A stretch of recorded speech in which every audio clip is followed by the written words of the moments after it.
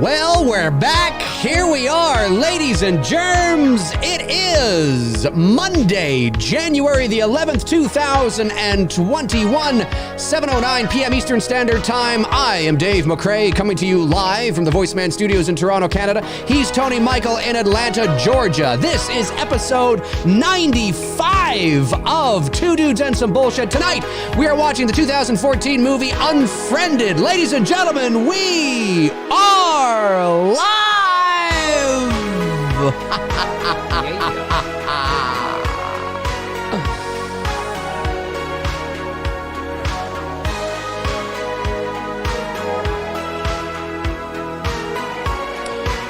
We are live. And yeah, I got you. All right. You were very low for a second there. I was like, man, I cannot hear him at all. I was very low. Can you hear me now? Can you hear me now? I can hear you now. Oh, okay, yeah, good. I can hear you now. Good. Hey folks, welcome. This is episode 95. Hard to believe we're at 95 episodes. 95. I sent out a email, or I guess it is an email, to the donors that picked up the Two Dudes and Some Bullshit perk with the when the Indiegogo campaign was on for It's Me Billy over the summer, and just let them know that Tony and I are planning on fulfilling those perks after our 100th episode. So we want to get kind of past the 100th episode, and then we'll start doing that. So if you did pick up a Two Dudes perk, you might want to start thinking about maybe what movie you want to watch with Tony and I. And no Halloween. That's right. Preferably maybe something not Halloween, but we'll see. But think on it, and we'll circle back around to you soon. We only say that because, of course, it's and I may have saturated. I'm going to loosely say this. May have found an alternative, a solution to the two poster prints. Now, nothing going to be like what I wanted to do. Right. Not even in the ballpark of what I wanted to do. Right. But it will be something. Is what it is. Unfortunately, I'll just say it's acceptable, but it's not what I wanted to give them. I got you. And unfortunately, the shop that I wanted to get it printed from, they closed down. Right. So, but I did find an alternative. It's the best I can do, given the circumstances. Obviously, and that's understandable. That's understandable. I also, in the next, I'm working this out right now. For those of you that were that also got the McRae Live perk, or that was part of the perk that you got, I'll start fulfilling those very soon as well. So keep on the lookout for that. This is episode 95 and Unfriended. This is a movie that, when Tony and I decided to do this, we knew that this isn't a movie that's going to draw big crowds. We know that this is not going to be a big crowd night. But we wanted to watch it because this movie surprised Tony in the same ways that it surprised Shocked the me. shit out of me. And I understand there are people that don't like it, but I think it was where my expectations were. I think it was last summer or the summer before, I was feeling a little under the weather, and I decided to pop on Netflix, and I was trying to find something to watch. Couldn't find anything. I'm very picky. What a shock. And I saw this horror movie called Unfriended, and I was like, oh, it's one of these, it's these kind of horror movies. And I'm like, all right. And I thought, well, this is going to kill 90 minutes. You know what I mean? I actually think the movie is only about 82 minutes. So about 80 minutes. Yeah. It's a quick movie. It is. So I thought, well, this will be fine. So I just popped it on. I was expecting to watch something that was total garbage, absolute trash. And I think I remember I made a social media post about this. When I watched it, I was pleasantly surprised. Now, I'm not saying this is a great movie. Again, nuance, people, nuance. But it's better than I thought it was going to be. And part of the reason why was because I was very impressed with the performances from the actors. I believed they were actually friends.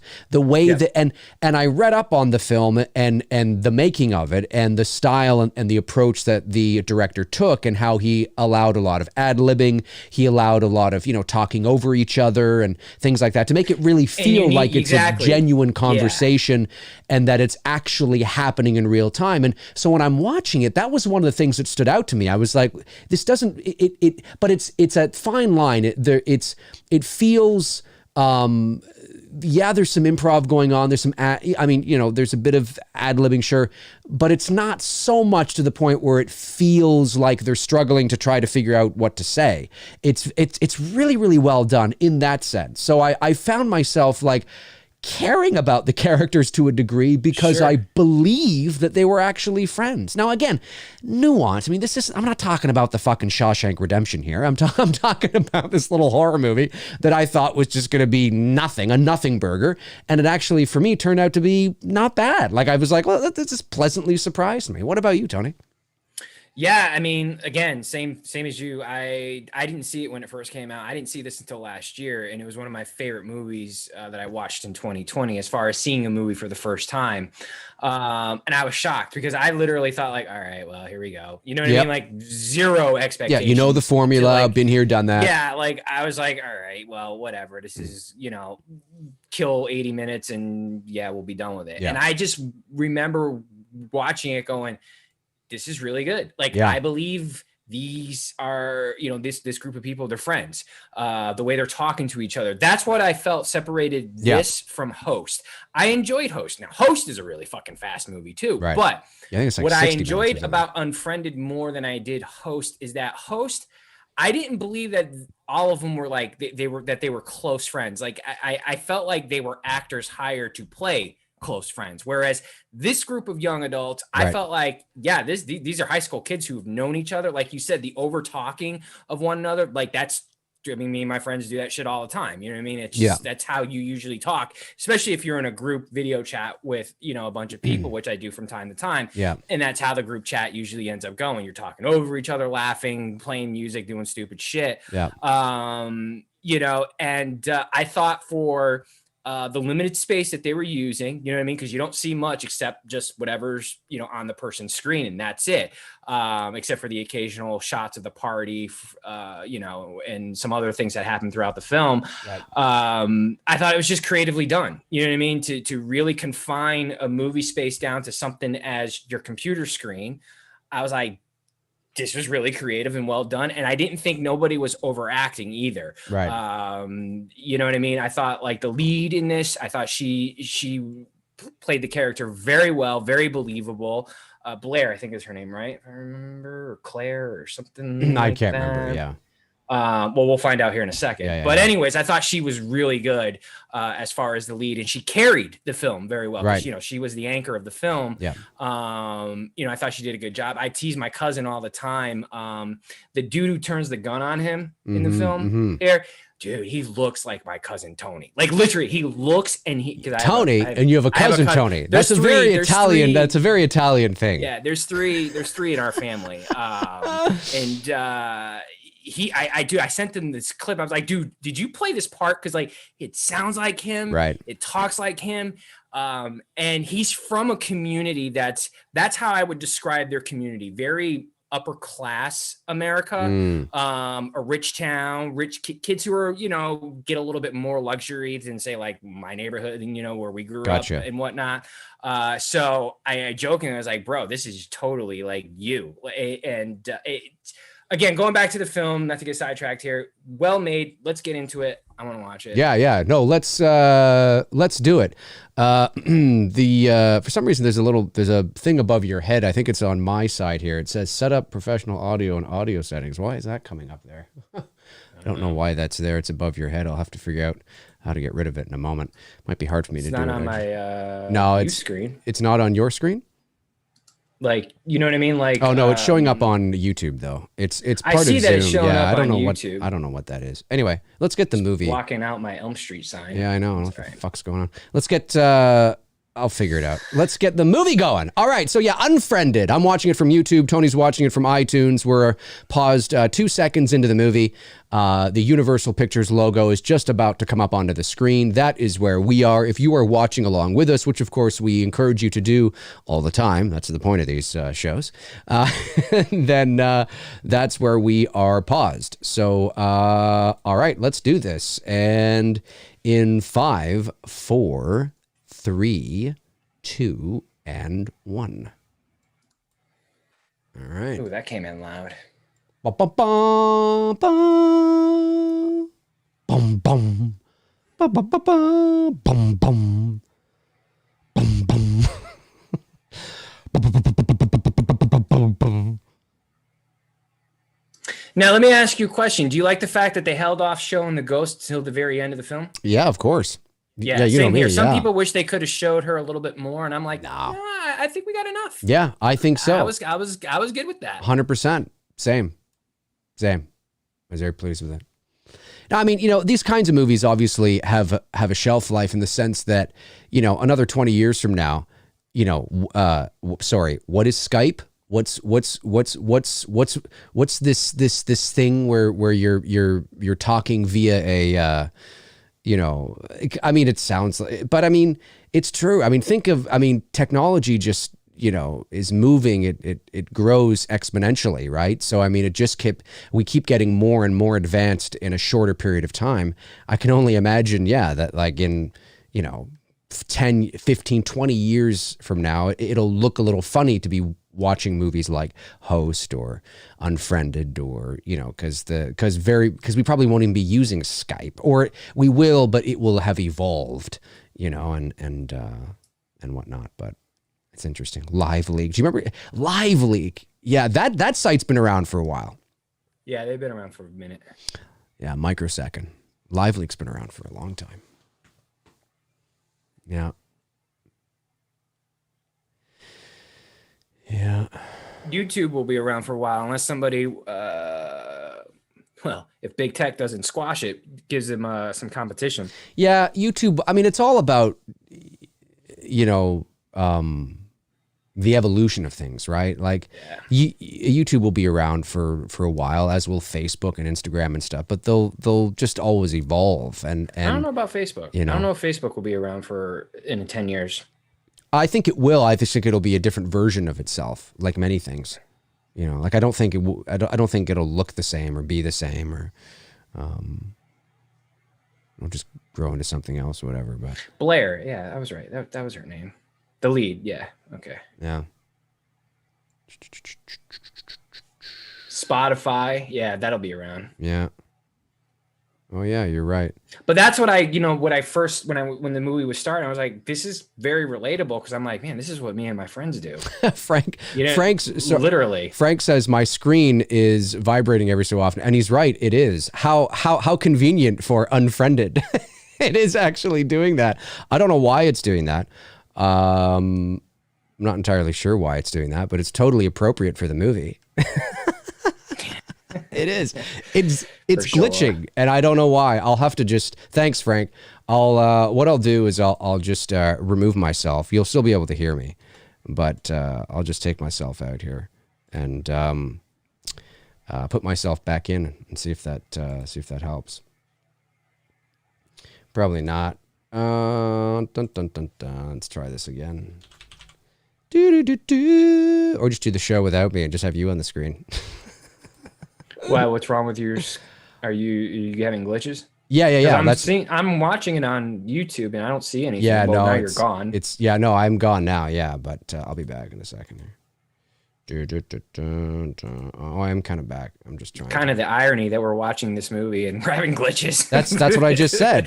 That's what I just said. Yeah, it's kind of funny how I totally missed that. Sorry. No, that's all right. And now, it's still doing it. I'm like super tired, man. I told you that. That's earlier. all right. It's still doing it. I don't know why it's doing it. Yeah, I know I'm dark. That's on my end. But yeah, it's really glitchy. I don't know why. Dave's the dark web. He's part 2. I don't know why. I wonder if it's doing it from the other camera. Maybe I'll switch cameras. Yeah, let me take this camera out. Dun dun dun dun dun dun dun dun. 1 second. I'm gonna. Yeah, this chick is super hot. Blair. Totally. What, the main girl? Yeah. Yeah, she's very attractive. There's no doubt about that. All no doubt about that. Just give me a second, people. I'm just setting up another camera. Just give me a second. Imagine if this was all a ruse and a ruse. Who says that? This is all a ruse. I don't know. How does that? Fuck, I don't know. Let's see here. I'm gonna have to. I don't know why that camera would be doing that. It's all good. It's all good. One sec. Okay. Let's do this.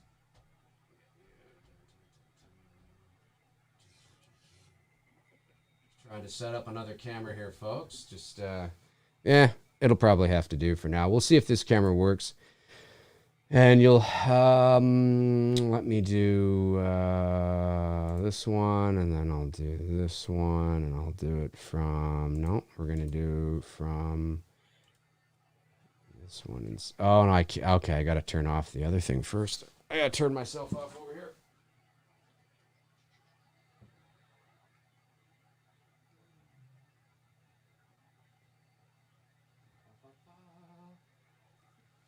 Chun chun.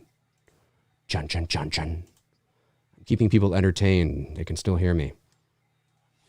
We can hear you, but we can't see you. We can hear you, but we can't see you. Yeah, yeah, yeah. Oh. And then your friends. And now you can see me. Phone bomb your sex video chat. That's it. That's it. Yeah, they absolutely do. And then... Ooh, whoa, taking up the whole fucking thing. There I am. So this is a slightly different angle because... that's what she said. That's right. That's right. You have the monitor in the shot. It's a slightly different angle because it's a different camera. So this will have to do for now, ladies and gentlemen. The big white thing on the side there is the monitor, but this will have to do for now until I know why the fuck the other camera's doing that. I have no idea. It's Lauren. That's who's screwing with us right now. Lauren, yeah, it's the ghost Lauren. That is so funny. Although I will say, yeah, weird. Okay, yeah, I don't know why my camera. You got a white thing in the. No, that's my monitor. Okay, you can't crop that. I can't. No? Well, I can. Yeah. I guess I could probably do that. I could crop that actually. Let me just do this. And then I'll just do this. But then I'm looks silly. I'm trying to hang on a sec. This is kind of creepy though that this is happening during this fucking. It is. I know. That's what I'm saying. Really it's creepy that this is happening during. Here. Look. I'll just make myself really wide.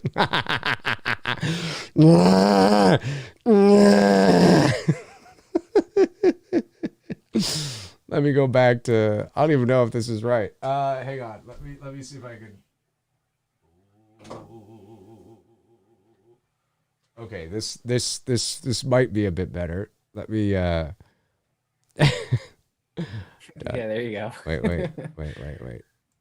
No, I don't want to go wide. How do I alt? Oops. No, wait, alt. There we go. Okay. That's not bad. So that's a little better. A little bit of a gap between us, but that's not bad. No, it's a little better. Let me just hang on. 1 second. The whole movie is just going to be me doing this. Okay, so that's a little better. Yeah, there you go. That's a little better. Okay, there we are. This will have to do for now. It's basically the same angle that you normally watch me at, but it's just not as high. Because you're over here on the left as opposed to up there.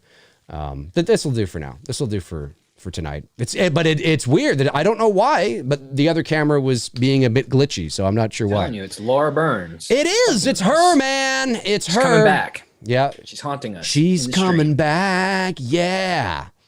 The fuck's the movie? Here we are. Here's the movie. Great. You've missed like. Yeah, I've missed like the whole movie. 9-10 minutes of the movie. Yeah, I'm here now. I didn't ghost. Ooh, what's going on? Yeah. What are you munching on there? Just a protein cookie from Quest. Yes. What'd you have for dinner tonight? Chicken, rice, and a salad. Nice. Plain. I had rice and simple, beans. Basic. Yeah. Rice and beans. Protein, good carbs. Yeah. And I like the fact that the audio gets distorted at times from different audio, from people talking. Again, believability. 100%. I mean? And you genuinely, like I said, I mean, it doesn't feel like they're actors, if you know what I mean. It doesn't feel like they're just, these are friends hanging out. Yeah. And that can be achieved several different ways. You can give people what you do. People who are you generally need actors to be able to do this, ironically enough, because they understand the nuances of giving a believable ad lib or improving and things like that, which is not an easy thing to do. No, it's not an easy thing to do. It's not, but to make you, the audience, believe that these, was it five kids in the film, something here? Like that. That these 5 kids are close friends. These actors pulled it off. Yeah, 100%. And generally how that works is you give people the gist of the scene, you give them a layout of what's going on, you give them an idea of some topics to discuss. But if you have a good chemistry and a good camaraderie with talented people, you can say something like they understand that if I say something, or if one person says something, you go with it and you turn a fake conversation into a real conversation. And then, of course, it does come down to the editor as well, being able to edit those things together to make it seem believable. But I enjoy it. And there are edits in here, but it also feels like it was shot like in one shot too. You know what I mean? Because the fluidness of how it's edited. That's a right word, right? Fluidness. The fluidity. The fluidity. There you go. Right. There you go. The fluidity of the editing done in this film feels like it was all one shot. Yeah. You know what I mean? Yeah. Like I don't feel the edits, which is again really good for this style of a film. Yeah. Agreed.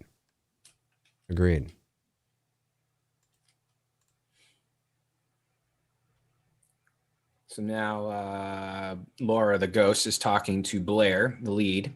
Blair.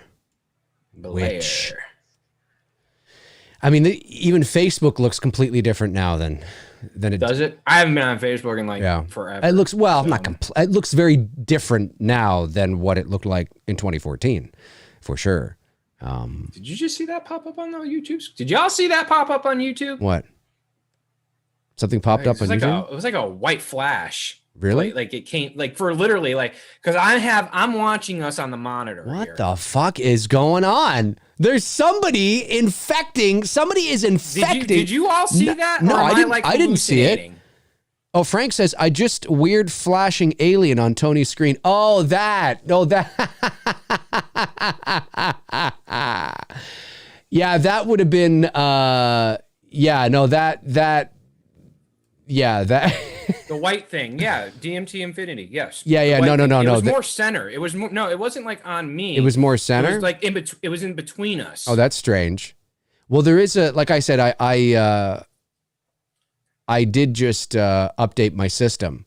And so the background is different. Yeah, some people are saying they've seen it. It's fucking Laura Burns, man. She's fucking haunting us. She's coming Whatever through. You do, Laura, don't fucking kill us, okay? Yes, exactly. They're coming we're through. On your side. That's right. If you're just joining us, we're watching the 2014 film Unfriended. Unfriended? With special guest Laura Burns. That's right. We are, what are we? We're 13 minutes and 15 seconds into the movie here. And I didn't see the sequel to this movie. Did you see the sequel? Same. Some people DM'd me today and told me that the sequel was better than the original. I haven't had a chance to watch it yet, but I'll get around to it at some point. Everybody's idea of better. It's better. It's better, man. I don't know. Is it? I don't know. When I get around to watch it, I'll let you know. It's not like high up on my list to watch. I'm a very difficult person to please. That's what she said. Yeah, that's right. But I'm ching. Oh, I got to get the rim shot in there. Do not answer messages from the dead.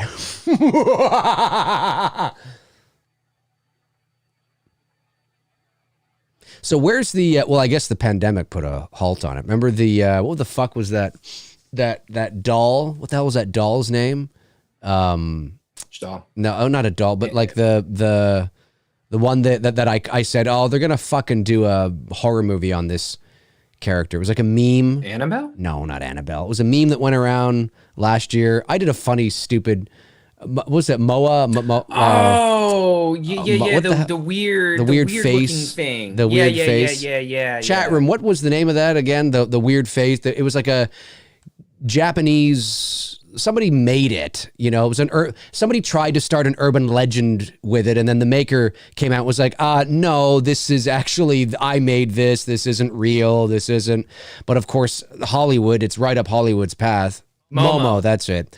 It's right at the Momo challenge. There is no fucking I remember when Momo. I first saw that thing, I laughed. I just looked at it like, what? Well, I mean, it is like it's creepy in context. I mean, if you were to wake up in the middle of the night and that thing's staring at you, it's like I mean, it just looks like a failed Muppet from Sesame Street. Well, that it does. But it just and I said, oh, Hollywood's, and sure enough, they're like, we're gonna do a movie because you have no goddamn and people will watch it. That's the thing. People don't watch it. You don't want it, don't watch it. Yeah, I know. Laura Burns. Yeah, they're trying to, I don't know if they're trying to delete her right now. I don't know what Blair's doing. Yeah, trying to figure it out. Something's going down. This whole fucking show so far has been a little strange. My camera was glitching. There's alien shit going on. I don't know, man. Some crazy stuff. Hey, we got 109 people watching. I'm surprised there's that many people that's watching. More than what I thought. I thought we'd barely get 50. I think the most we've ever had watching a two-dude show is 300 something at one time. Oh, we had over 400 for one of the Halloweens. One of the Halloween. Really, was it? Oh, one of the Halloweens? Something like that? One of the Halloweens. That's our bread and butter. We could watch that every week and we'd get like 500 people. The crazy thing is we could watch Halloween every week and people would tune in. And they'd love it. People would tune in. They're watching Halloween again. Here we are, 155. Yeah, 155. Halloween. This isn't a man. This is a man. We'd be so well by the 10th time I'd have to be completely inebriated. I'd have to start like drinking hard liquor. I might end the streak of no more smoking at that point. Yeah, I'd be like totally plastered. I'd have to. There's just no other way to enjoy it after that many times. You know what movie I like too? I went to the theater to see it, and I really enjoyed it. Actually, was that movie Searching with what's his face, the Asian actor that plays I forget his name now. He was in Harold and Kumar, and it was really good. It was really, really good. If you haven't seen that movie, what's it called? Searching with the Asian actor that was in Harold and Kumar, and it was good. It's good. It was a good movie. So now she's trying to unfriend her, but it won't let her unfriend her. That's right. Hence the title, Unfriended. Yeah, that's it. John Cho. No, I have no idea. Thanks, guys. But well, Unfriended. I mean, she can't really unfriend. This is Laura true. Burns. Now I Laura forget Burns the is hot reason. too, by the way. Even as a ghost, I forget the reason why she's haunting them. I forget. Because she pooped herself at a party and they filmed it and posted it on the net. Right. This is very much an adolescent teen angst movie. Yeah. There's no which is believable. You know what I mean? Like that's the other part of this. I mean, granted, it's a no pun shitty thing to do. Yeah, well. But it is a believable thing because that's what kids would do nowadays. Oh, 100%. If you're at a party and you see your friend passed out drunk, you're totally filming it and you're uploading it to the net. Yeah. You know what I mean? Yeah. So everybody else can see it. That's what I liked about it. I was like, even though, you didn't have to go that extreme with it, you could whatever. Yeah. But then again, what would cause a girl? What would push a girl so far to want to kill herself from embarrassment? Especially a girl based on, like, if you look at her profile picture, Laura, who's the ghost in this film, she seems that, prima donna type girl, Miss Popular, pretty girl, attractive, that something like that would totally would ruin her life. If that shit happened to me, I'd be laughing about it with everybody else the next day too. You know what I mean? Yeah. I was freaking pantsed at a pool party in junior high school and fucking laughed it off. You know what I mean? Like, but today it's a different culture, and something that extreme happening to a young kid, Yeah, I believe it. I believe that kid would, go as far as to commit suicide from the embarrassment. I get it. I totally get it. I didn't realize that it was because she. And now, do we know why she shit herself at the party? Just drinking. She drank too much. She passed out. She could not hold the big bowel movement that was moving with. She shit herself, Dave. She's getting revenge because they all laughed and shared the video. She's eating too much fiber. They're all gonna laugh at you. They're all gonna laugh at you. Wrong movie. So now they're trying to get rid of her, but yeah, they can't. So they start bringing. So now they're just gonna continue on as if friends it's in. Nothing. But it's well done, and watching movies that take place totally from this perspective is interesting. It's different. It's not something that you can get away with very often. No. Well, you have to have a compelling. Which is the reason why, I'm glad Host didn't take that approach, because they could have. They totally could have went down this same road and did the exact same thing, but they really didn't. They really focused that in on more the Zoom call. Right. I think it was Zoom. Right. It was Zoom. Yeah, I believe it was Zoom. And hold on, a client's texting me. Sorry. Ooh. Text in.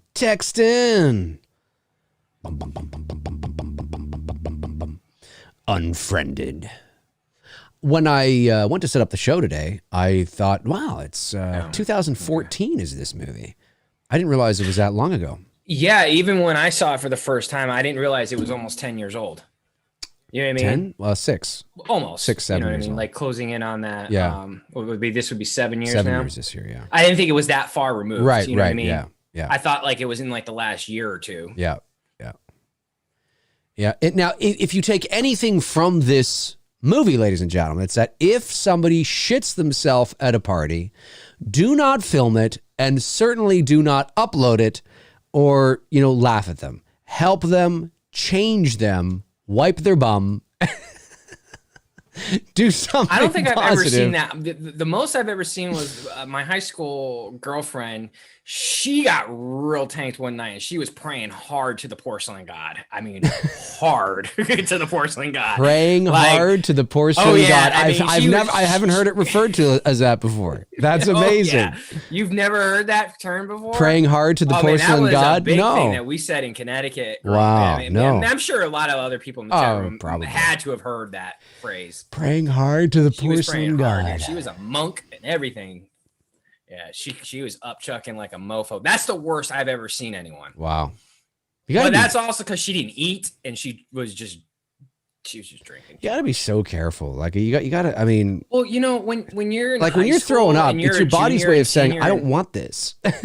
True. But when you're a junior and senior in high school, man, you just think you're. Oh, you think you're invincible? Yeah, you do. Yeah, I mean, I can't even tell you, man. Like the amount of stuff I concocted together on a given party night. And surprised that I'm still sitting here talking to you guys. Oh, this is when they uploaded some bad pictures to one of the girls' Facebook and tagged her in it. Some embarrassing. I got you. But actually, it was Laura who did it. Right. She's seeking revenge. Oh, now they're doing it to the other kids. They're all thinking like, how can this be Laura? She's dead. She died. This can't be her. But what if it is? Hang on a sec. Well, I like the fact that they're using ghosts and modern technology, because you want to know something? That's always been my argument with ghosts. Anything ghost-related stories or movies is like, why does every ghost got to look like it's straight off of Little House on the Prairie? Like, people did die in the 70s. People died in the 80s. You know what I mean? I'm waiting for someone to come back looking like Shaft or Superfly. Yeah, it's true. Everything looks like it's from fucking Little House on the Prairie. And I understand, 1,800 people look creepier because of, the photos and, you're talking the infancy of photography, but you never hear ghost stories of people looking like, they're wearing bell bottoms and fucking John Travolta from Saturday Night Fever. I got you. It's always someone in some 1800s. So I like the approach that they're using the ghost with modern technology. That, again, creative, far-fetched, but creative. Right. I got you. Be careful what I wish for. Superfly gonna show up tonight in my bedroom. What you wish the Bee Gees. That was actually going to be the teaser trailer for Unfriended. It was just going to be and then they're just gonna say unfriended. Unfriended. Yeah, and people were like, "Was that sound like a fart?" And people didn't know what it meant, you know. And then they'd figure it out.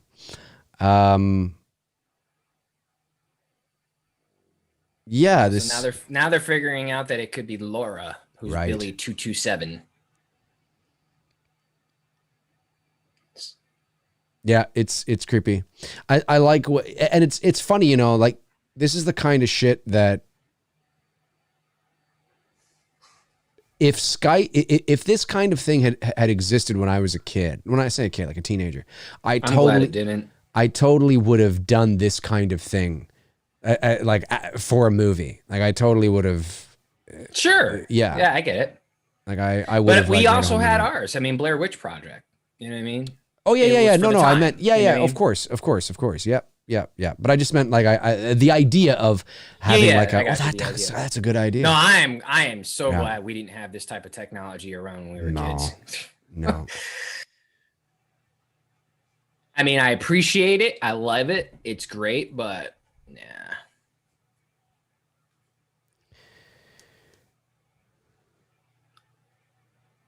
This isn't you, Mitch and Blair are trying to figure out who it is.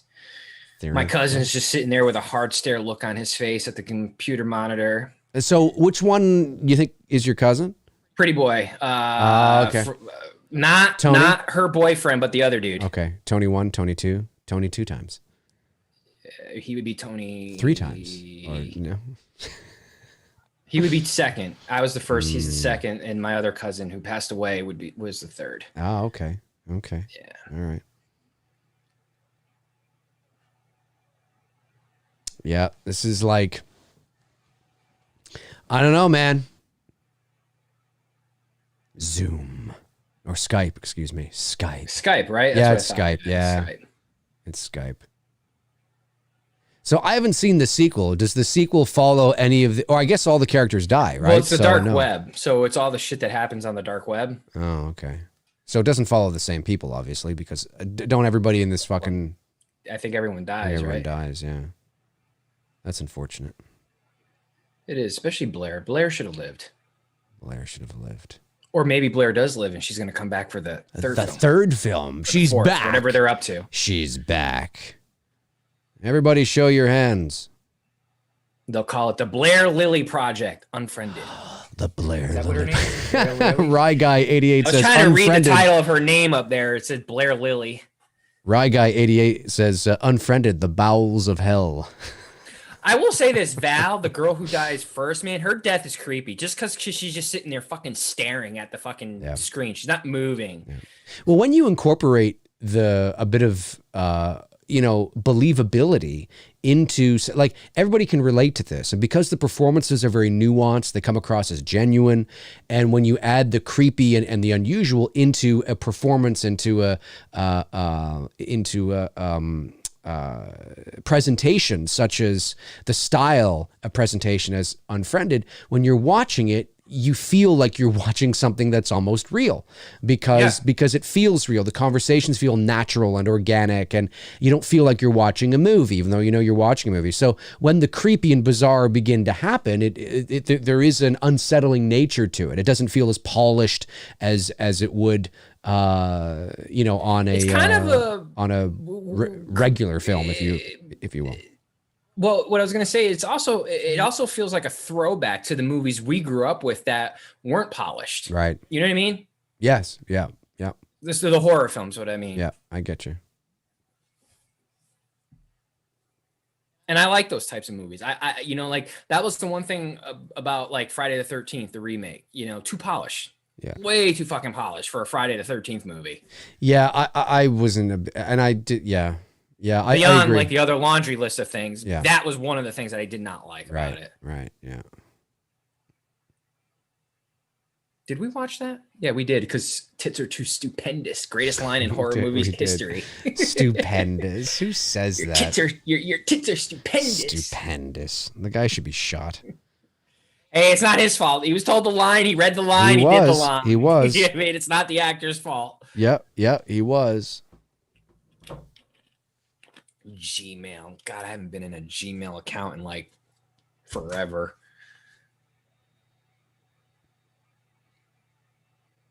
I should go into mine. Probably like 1 million messages unread from like the last 10 years.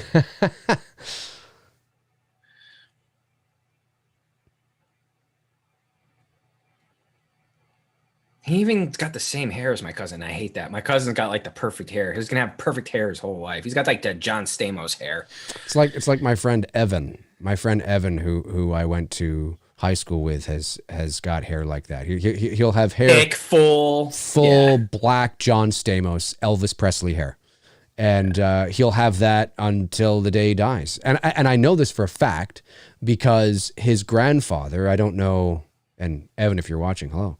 I don't know if his grandfather is still alive, but when we were in high school, no, he's probably not alive. Maybe he is. If he is, he's got to be in his 90s now. But anyway, his grandfather was like, I don't know, 70 something or whatever, and had a full head of luscious white Santa Claus type hair. John Stamos type. Yeah, so it's like Stamos, but like luscious white, And I'm like, oh, he's gonna, it's, yeah, I know. I was like, God, some people are just blessed with that kind of thing.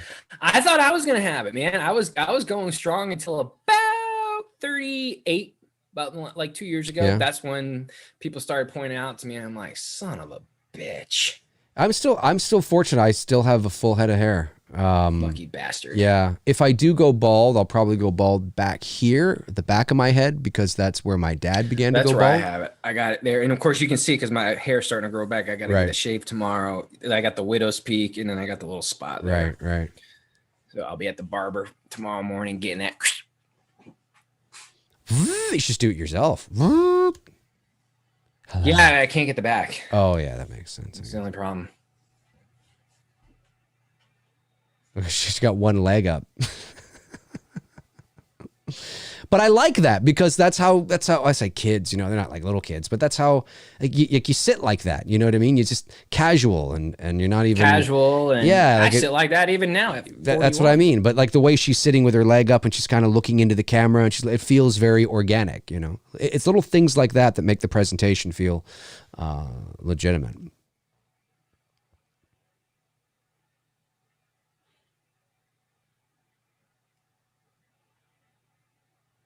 So it's not this guy here in the red. It's the other guy that looks like your cousin, right? Yeah, not Mitch. Okay. Adam, the other guy. Right. I gotcha. Ooh, now Laura is just sending a message saying, if you hang up, all your friends will die. All your friends. Dum. You know what I like too? There's no music. Nope. There's nothing. And that's the other believability. No sound design, I believe, so far. Other than, the typing keyboard. Mm-hmm. Obviously, we know all of this is post. It's not, but believable. You know what I mean? That's what I like about it. Yeah, and not having music. Again, okay, I know she plays her Spotify, but right. But actually, not like too much. A score helps create the believability of it. It just feels like you're watching a legit conversation because there's no music. There's no running soundtrack when you talk with your friends on Zoom, or exactly. Skype. So yes, we play music if we're like doing a long talk. Well, like somebody will have music on in the background. But but I mean like the score to the movie. Right? Correct. Or I got you. Yeah. Instrumental. I like that his head's cut off there too. It's great. You swore.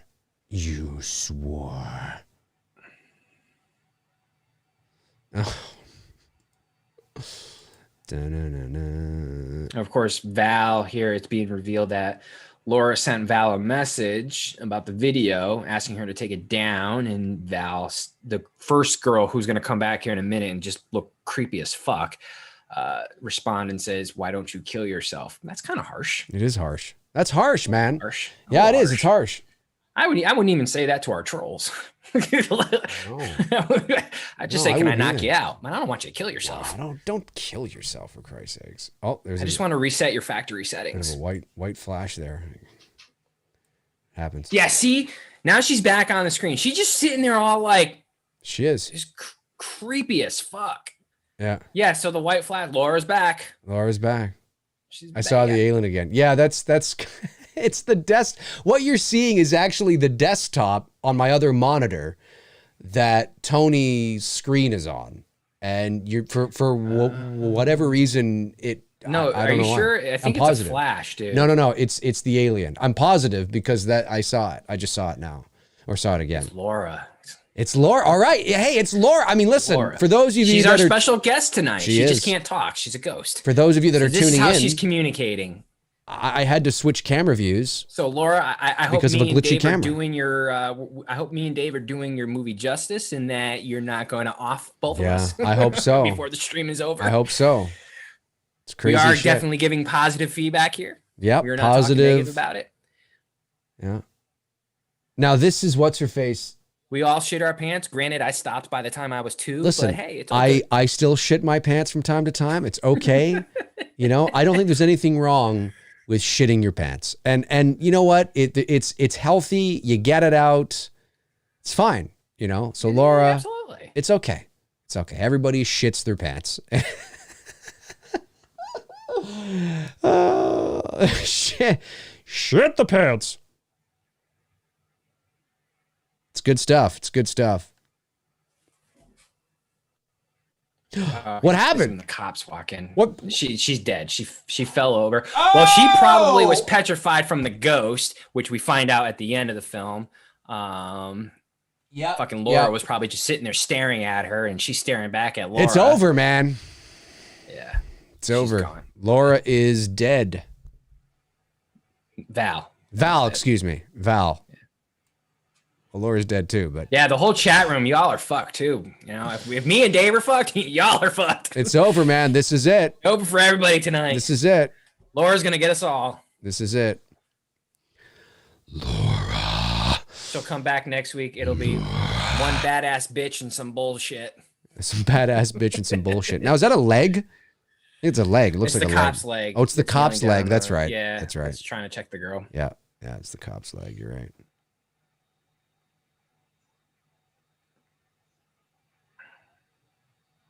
Like how fast they pull up all this information.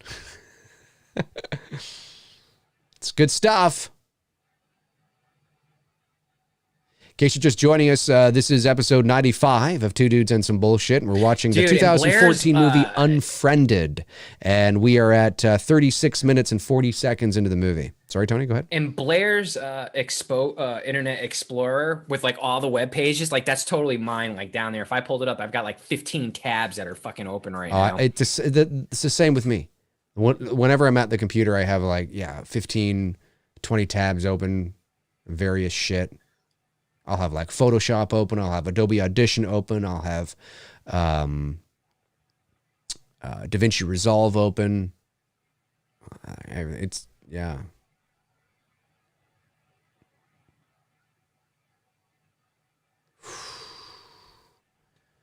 Of course, Blair's going to accept it like an idiot. Yeah, exactly. Blair, what are you doing? That's it. Everyone says don't accept it. Blair's like, fuck this. I'm going to accept it. I don't care if it's a virus. Yeah, that's it. Oh, this is when she finds out Adam and her hook up. Or Mitch finds out that Adam hooked up with Blair. That's it. Oh, there was the alien again. I think it's every time I do something like this and then do this. Oh, I don't know. It just shows up every now and then. It's Laura.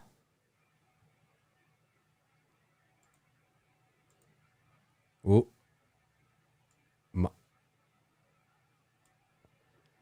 Oh, it happened again. Yeah, dude, I'm telling you, it's fucking Laura. No, man. it's not. Whoa, the fuck is going on? What, in the movie? Yeah, Laura. It's the alien. It's the alien. Make it stop. No, we're not gonna make it stop. Laura, make the alien stop. Make it stop, Laura. You son of a bitch. You son of a bitch. Dylan, what's the matter? CIA got you pressing too many pencils. Hey, touch you good. Now, is that her passed out there? Shit herself? Laura. Because why would he be under Blair with okay. Adam, which is Mitch's. I guess Mitch and Adam are supposed to be like best friends, boys, whatever. Because for a minute there, I was like, why is he lying under a woman who just shat her pants?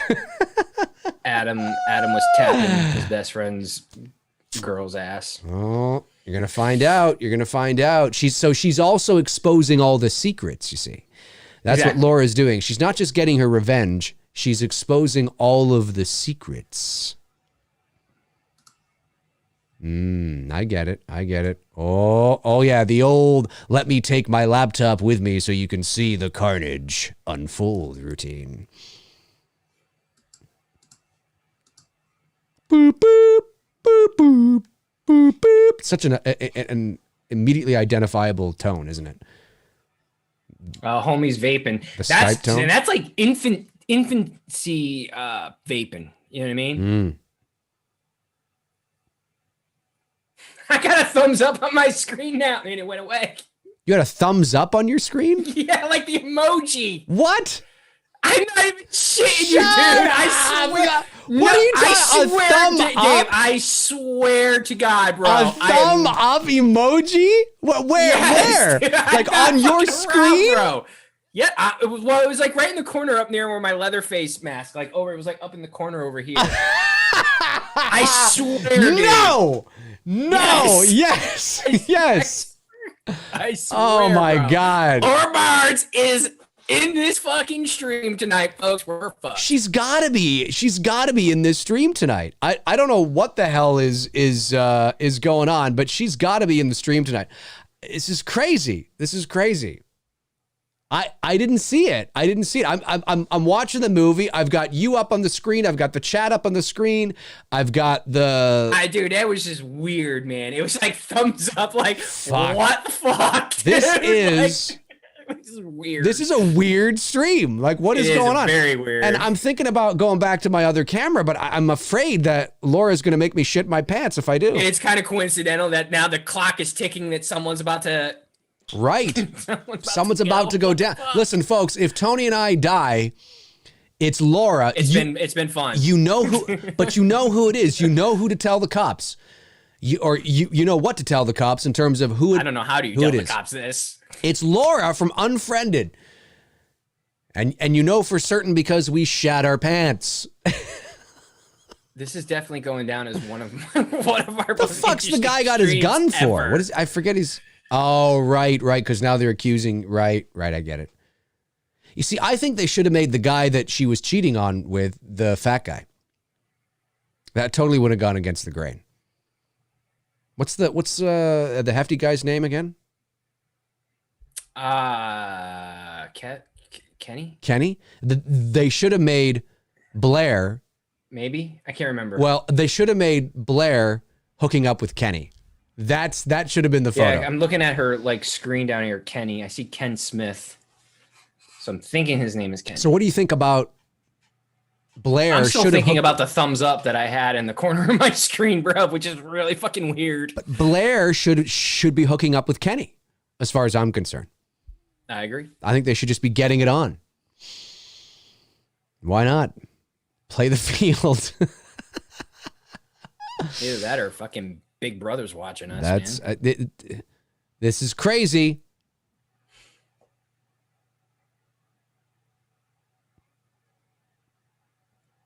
It's going down as one of my favorite streams ever. This is all the weird shit that's happening. It's a very weird stream right now. It's hard to focus on the movie with all this shit happening. It's a weird stream. I agree. Oh, okay, that's right. What's his name? Called the cops. Wait, was that a phone ringing? Well, my phone's off. He's on a phone call right now, so it could have been from the movie. Was that a phone? The fuck is, folks? If you're just joining us, we're watching Unfriended from 2014, and there's weird shit happening in the stream right now in the show while we're watching this. Very weird. It's strange. I had to switch camera angles. It's not that different from what I normally am. Camera 1 is right here. Camera 2 is right here. But I had to switch because the camera was glitchy. That was the first thing that was sort of weird. And then there's other things the fuck is going on? Now, which one's Laura's on the left up there, right in the photo? The top? I think she's on the left. Oh, yeah. Well, no, yeah. Kenny, Adam are the two on the big screen. No, but I meant in the photos here on the Facebook page. No, I see her now. I see her. I see it, yeah. I might have been a second ahead of you. Yeah. Laura Barnes. There's that beautiful hair. You got Kenny's got. I think. Oh, this is when Kenny goes. Oh my God! You killed Kenny. Yeah. He looks flushed in the cheeks. Could be a looks very flushed in the cheeks. It could be a weight thing, or it could be a. He's gone. He's gone. Although I will say Kenny's death is freaking freaky, dude. Yeah, I like this. This looks like it's through a laundry basket. He gets a hand in the blender. Oh yeah, hand in the blender. That's just like, yeah, no. Yeah, the old hand in the blender. You saw a thumb up emoji? That's just weird. It's fucking weird.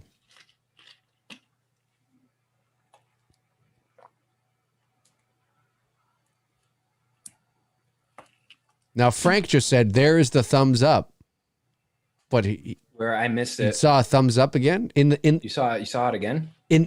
In Tony's top right. I was watching the screen because the lattice. I think that's called, right? I'm not seeing anything. The camera's shooting. Emoji thumb is back. What the fuck is going on? There's an emoji thumb in Tony's. I didn't see it. What the fuck is going on? This is a fucking weird stream, man. This is a very weird stream. Very weird. Oh, and I love it when he goes down and he just looks and he's like, he doesn't know how to make out like what he's looking at. Right. Oh, there was the flash. I mean, like he's freaked out. You see like the panic look, like he's breathing heavy.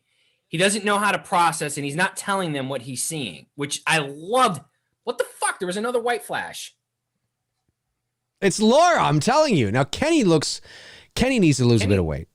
But, we're not going to harp on that. He looks freaked the fuck out. He does. He looks freaked out. Now, what would you do in this situation? I mean, you would probably, I don't know, man. I'd fucking shit my pants. I love that he's just staring. I'd pull a Laura Burns. Yeah. That's what I would do. I would crap diarrhea. I love that he's just looking. He's just staring. Exactly what happened the last time. I wouldn't go just as it wouldn't be just like Laura Burns. It would be more like it'd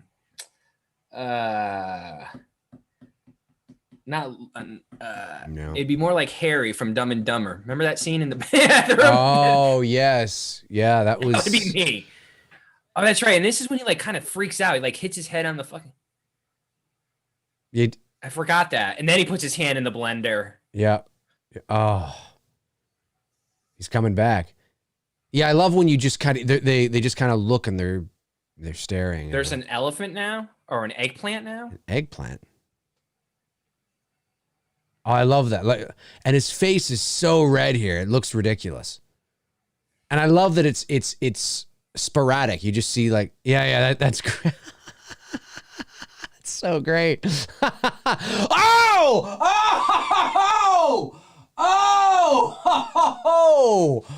Oh man, that's great. That's great. Just hard succession, like hard intervals like that is just so good. I love it. Somebody saw an eggplant? Frank did. Then he said joking. Oh, okay. I was just gonna say, don't stop. Oh, the audio setting things. Yeah, that was something that we know that it won't be there next week. It's just a little glitch. It's Laura Burns at this point. It's Laura Burns. Yeah. I don't know why that's above Tony. That's actually how it began. Was the thing above Tony's head, and then from that point, and then it's been a fun. It went from that show. And then my camera began to glitch, so I had to switch cameras. Then there's these flashes of white. There's these emojis that keep popping up on Tony's end. I don't know what the fuck is going on. Why on my end, man? What the fuck? Why isn't it happening on your end? Maybe she's sexually attracted to you and she wants to have ghost sex with you. Ghost sex. Listen. That didn't work out too well for Dan Aykroyd. Or did it?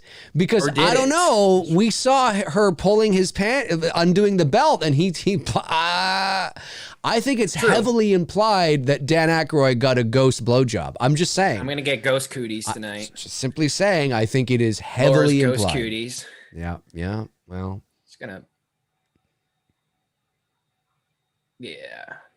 I love the raw dirtiness of the grittiness of the old, like, just, walk the new around. Ghost Hunter show starring Dave and Tony. This should be it. This should be it. Oh shit.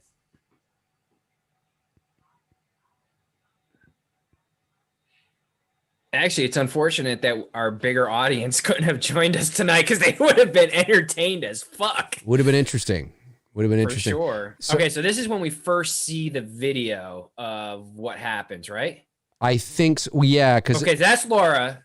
That's Laura right there in the video. Oh, hang on a sec. I'm not seeing the video yet. You must be. Oh, am I ahead? Yeah, you must be. All right, ahead. let me know when the video's popping up multiple times. I just paused it. I'm at 50.17. Oh, I'm at 49.50.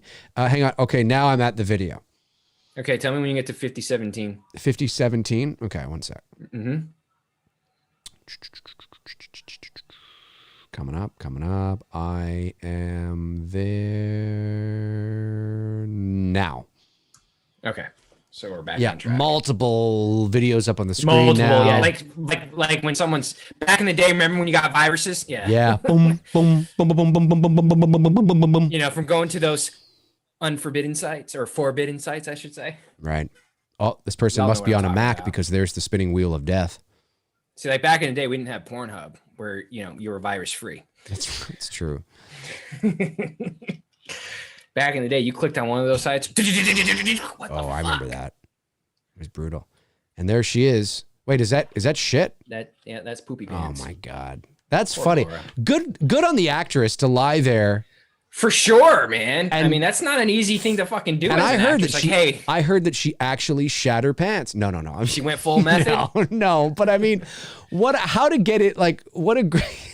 I gotta say, whoever got in there, sure. Hats off to the girl who did that. That's a trooper. And hats off to the makeup effects artist who got in there and made it look like real poop.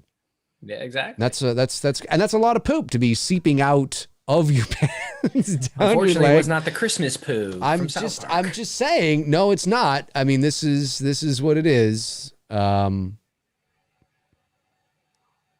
It is really sad. I will say this, though. It is really sad and does break my heart when I hear about kids that are bullied and that do commit legit like this suicide. I think that's it. Maybe that's the other reason why I did like the film, because it does bring awareness to kids go through this shit, legitimately go through this. They shit. do. Well, yeah, they do. I mean, yes, you're right. They do. I don't know if anybody would get that message from this movie, but you are right. You are 100% right. And when you hear of people. It sucks, man. It sucks because, listen, bullying has always existed, and it will always exist. To pretend that bullying will get rid of bullying is like pretending we're just going to get rid of evil in the world. It's not going to happen. There was a kid when I was 8th grade, he was in 9th grade. He killed himself because he was bullied. Yeah, see, that's brutal. And now it was harsh too because he hung himself and his parents found him in the backyard, and it was one street over from where I lived. That's brutal. You see, now it's harder too because of there's so many more ways to bully people now. It's not just especially with the internet. That's what I was just going to say. That's the downfall of what the internet. It made it easier for people to bully. Yeah, because you don't escape it, right? Right, and you can make up fake accounts and bully the person. Yep. And when you and I were in school, and many years before that, the bullying happened at school. It's not that it didn't happen outside of school, but you could leave school and go home, right? Yep, and separate yourself from it, and have downtime, and decompress and rejuvenate. But now, I mean, it's there. It's constant. Or if you don't decompress and rejuvenate, you turn into Dylan and Eric from Columbine, man. I don't condone what those two did, but I also can understand when you're pushed to a point where you can't take it anymore. You know what I mean? And again, I don't condone what those two idiots did, but they were pushed. Yeah. And in most cases, when situations like that, especially high school related incidents, you can pretty much backtrack to a kid being bullied. Yeah. Yeah. And it's like, why, they talk about gun control. Like, why don't we just talk about bully control? How about that? Yeah. That might actually solve the problem. Well, it's both, it's both. But yeah, I know what you're saying. No, it's true. It's true. It's sad. It's sad. So wait a minute. I thought now they're playing Never Have I Ever. Never Have I Ever. They're actually playing that? Why are they playing that? That was big. No, I know. That was kind of after us. That became a really popular thing after we got out of school. Yeah, I'm just going to say I don't remember playing that. I don't remember playing that. Oh, the dark. So have any of these actors gone on to do anything else? I'm sure they have. I don't know. Like the girl, the lead in this, I don't know what else she's done. She's really good actress. Well, they're all good. Yeah, I agree. Shelley Henning, is that her name?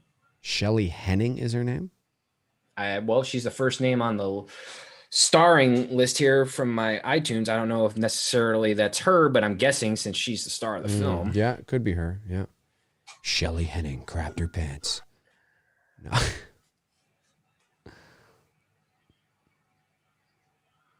Me and my brother both got suspended from school for beating up a bully. Yeah. Oh yeah, two separate occasions. Yeah. The bully, actually both of our situations were similar. The bully was sexually harassing a girl. In my situation, the bully grabbed her chest and I saw him and I fucking knocked him the fuck out. I actually knocked out 2 of his teeth. Nice. And the other one, my brother, the dude grabbed her ass and my brother basically Undertaker grabbed him by the fucking throat, picked him up and slammed him on the ground. Nice. My brother's a big dude. My brother is like 240 and he's a big dude. Oh, there's your cousin having it out with. My cousin's about to off himself, unfortunately. Oh, that's too bad. So wait, who was Blair seeing? Your cousin? And then she had an affair with the Blair other guy? was hooking up with Adam and Mitch. Midge. Midge? Midge. Midge. No, it's not Midge, show. Is it? No, I meant to say Mitch. Oh, Mitch. I thought I was like the guy's name is Midge. Oh, that's funny. Mitch. Yeah. Okay.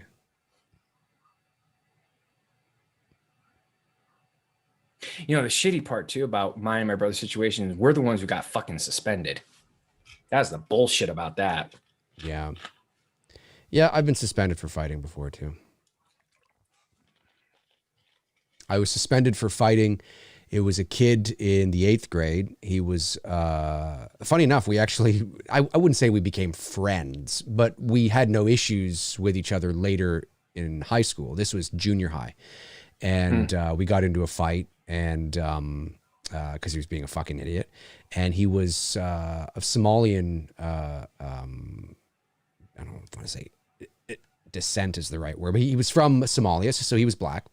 And I remember the vice principal was like so set on that it was a racial thing that he called home and he was talking to my dad. And he's like, is there any evidence of like racism with Dave or whatever? And I went to the vice. Did I go to the vice principal or was it the principal? One of them, I went in and they're like, are you sure? And I said, no. I said, I didn't fight him because he was black. I said, I fought him because he was a fucking idiot. That's what I said. I said, and then nothing. I don't care if black, white. He would have purple, and I still would have punched him in the face. But it was like they wanted it to be something like that. You know what I mean? Because and it's like, no, it wasn't like that at all. It was just he was just a fight. He was being a fucking, which he was. He was being a fucking idiot. And so we got into a fight. And but the way the school tried to spin it, and my dad was like on the phone, was like, no, not at all. What are you talking about? It's 2 kids getting into a fight. What did they fight about? Well, it was this. Well, did that have anything to do with race? No. Well, that's why they fought. Because one walked by and hit the other one, or what? You know how kids get into fight, for things, right? What you do? Oh, you want to go? You want to go? You want to go? It's just 2 kids getting into a fucking fight. Had nothing to do with him being black. Yeah, I know. And it pissed me off too, because I was like, fuck off with that shit. It had nothing to do with that at all. It was just because he was being a dick. That's it. Anyway, we still got suspended, but whatever.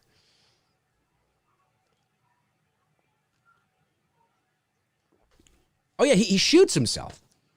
But which one does Blair? Okay, so she was. Yeah, I get it. Okay, Blair, it's your fault, Blair. It's your fault, Blair. You started all this shit. You started You're fucking this. up our stream tonight, which seems to have calmed down. That's what I'm talking about. Laura's left the stream. Yeah, that's what I'm talking about. Fuck.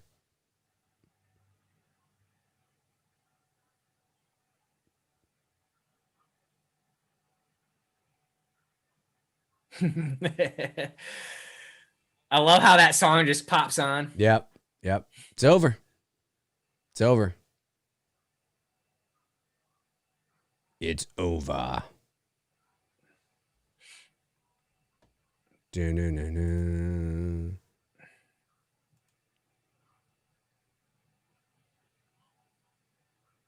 Oh, wait. Probably going to get that alien pop up again in a second.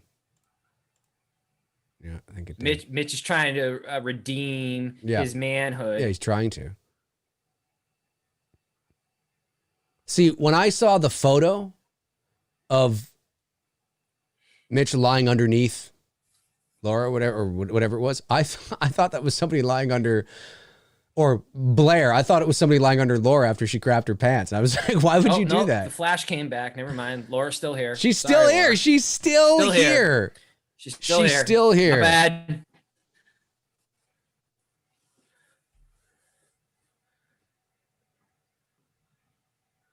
I love that. I hate when girls do that. Yeah, I know. But it's funny.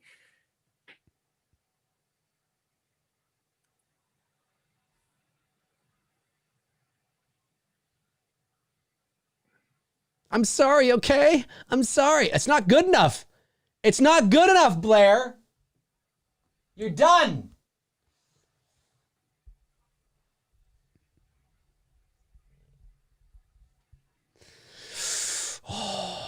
Is that a fire? It's on YouTube. Oh, now is that supposed to be Blair there? Yeah, it's Blair and Adam. Right. Oh, that's doing the no. It's on YouTube, as if that would be on YouTube. Well, I mean, you could put a makeout scene as long as there's no nudity. Yeah, there's that's plenty true. of that on YouTube. That's true, but that looks pretty intense. Well, there it is. There it was. Blair's going full Heather into the monitor there from Blair Witch. Yeah, it's over. There it was. Here it comes. Oh, this is it. Is this when Adam shoots himself? I think he's going to shoot himself right now. It's going to happen. Damn. Here it comes. It's happening. It's getting intense, folks. It's getting intense. It's getting very intense. Yeah, this is getting intense. Oh, the fax. That's right. Or whatever it is.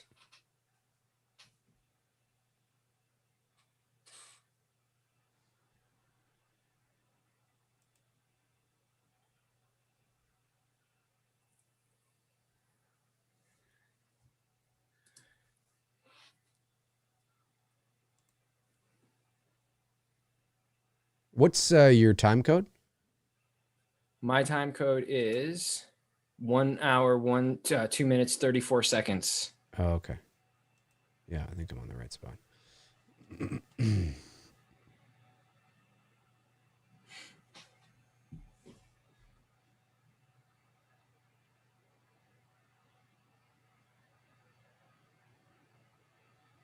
Yeah, it's intense. It's intense, ladies and gentlemen. And again, they're believable. They're not overselling it. No. Totally believe them. Yep. Yeah, I do. I have no issues believing them whatsoever. No issues. Yeah, I totally buy it.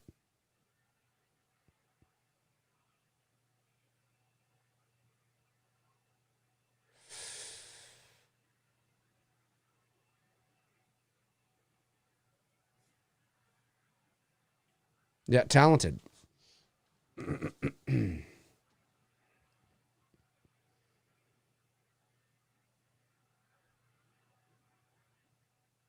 They're playing this drama out here. It's teen angst, folks. Teen angst. Teen angst, teen drama. Teen angst. That's what's going on. And there's been a weird, creepy stream. Weird and creepy is an understatement. Yeah, it has. There's been glitches. Given the movie that we're watching. That's it. Glitches galore. Glitches galore. Galore. Yeah, DMT Infinity. I agree. This is definitely. I give this an 8 out of 10 film. Someone asked me on Instagram, would I put this in like my top 20? No, but it's definitely a movie I would have no hesitation watching because I enjoy it. It's just a fun flick. Oh, I might be a bit ahead of you. I don't know. Did you see the gunshot yet? Oh no, it's coming. Oh, why am I ahead of you all of a sudden? And the way they did that was great. Like it was really well done. Now, at that very moment, I'd be calling. See, his note says, "If you reveal this, Blair will die." Yeah. At this moment, I'd be calling the police. And say what? The ghost has haunted our computer. And Yes, killing my friends? yes. Come in and have a look of what's going on. Yeah. Look at that. That's not supposed to be her, is it? No. Oh, I see. I see what they did. Oh, yeah. This is She's spamming them. Right. And she put Blair in there. I get it.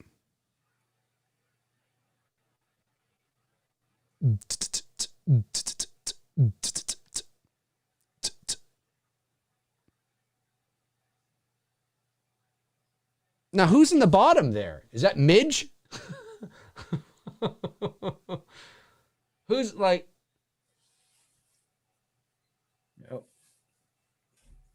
Lights Out.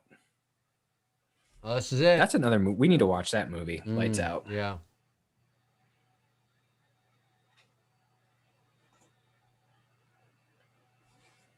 We should watch Lights Out with the lights out. Ooh, Lights Out with the lights out. That's not a bad idea. Now, this is her trying to get help here, right? Yeah. She's trying to, scream for help, little woman. Little woman, that was very patronizing. They're probably looking at her like, yeah, bro, you do need help. Yeah, you do. You need some major help, woman. There's nothing we can do. You're done. What's that? Chat Roulette? I've never even heard of that. Chat Roulette? Yeah, that's the name of the site she's on. Oh, I don't know.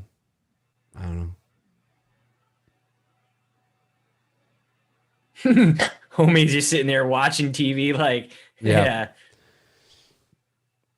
Like, what's going on? I truly believe it. That's if like there was a chat roulette out there like that, that's how people would be like. They'd be just sitting there weird, just like, yeah, I'm just gonna sit here and watch TV and show myself watching TV. Aren't there websites you can go to where people just are like live streaming their lives at home and you can like tune in, just watch them? Pretty much. I think there are. That's so fucking weird. I would never do that. It's just. I like my privacy. Yeah. That's why I don't share a lot of shit on Instagram. I keep it very selective. Agreed. Yeah, that's why I don't share a lot of things about my personal life either. It's like, it's unnecessary. That was classic when she gets the dude with like the guy showing his stomach. And she's like, oh God. Yep. No. She's taking them down. It is over. Have you seen Unhinged? No, I have not. That's the Russell Crowe. No, movie, the Russell right? Crowe one. I haven't yet. I want to see it though. That's actually one I'm going to see very soon because I'm all down for seeing fat Russell Crowe get unhinged. Although I don't think he's as fat as he appears to be in the movie. I think he had a bit of he's heftier, than he was, say, in like, Gladiator. Yes. But I think he had like not a fat suit, but a bit of a thing on him. I think. Anyway, large and in charge Russell Crowe, down. Let's do it. Yeah. Jesus. I even forget how this movie ends. I mean, I kind of know how it ends. Laura and Blair have a showdown. Right. It's just the ladies now. What are you going to do, bitch? No, Jeff, I haven't seen Dr. Sleep.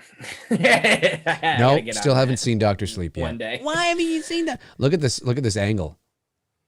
Now this angle looks a little staged. Looks a little. Laura's angle? No, the blonde. I mean, Blair. The blonde girl here. I don't think you're there. She looks like she's like at a call center. Yeah. Oh, okay. I see what you're saying. I'm at 109.15. Because I'm like a second or two behind you now. It just looks a little staged. It's just the angle, you know, and look like they were like that looks okay because that looks more organic. But it's over. She's done. She's done. She's gone. She gets the hair thing in her. She's gone. Throat. It's over. She is done. I love her thumb. See, and I love the fact that they're not showing us what they're seeing. You know what I mean? Was that a fucking hair iron, curling iron or whatever down her throat? She's kind of cute too. Curling iron down her throat. Well, if that's not a phallic symbol and a suggestive nature right there, I don't know what is, man. Come on. Looks like she finally shut the fuck up. Why am I laughing at that? Why am I laughing at that? That's best meme. Oh, man. Girl looks like she can throw. Wait, did I say that out loud? I'm going to get kicked off of YouTube. Oh, yeah. And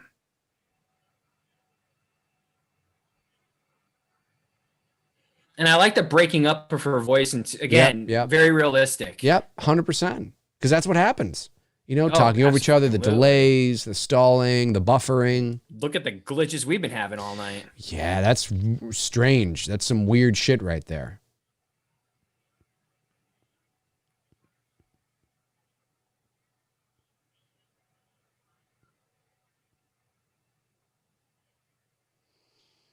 Yeah.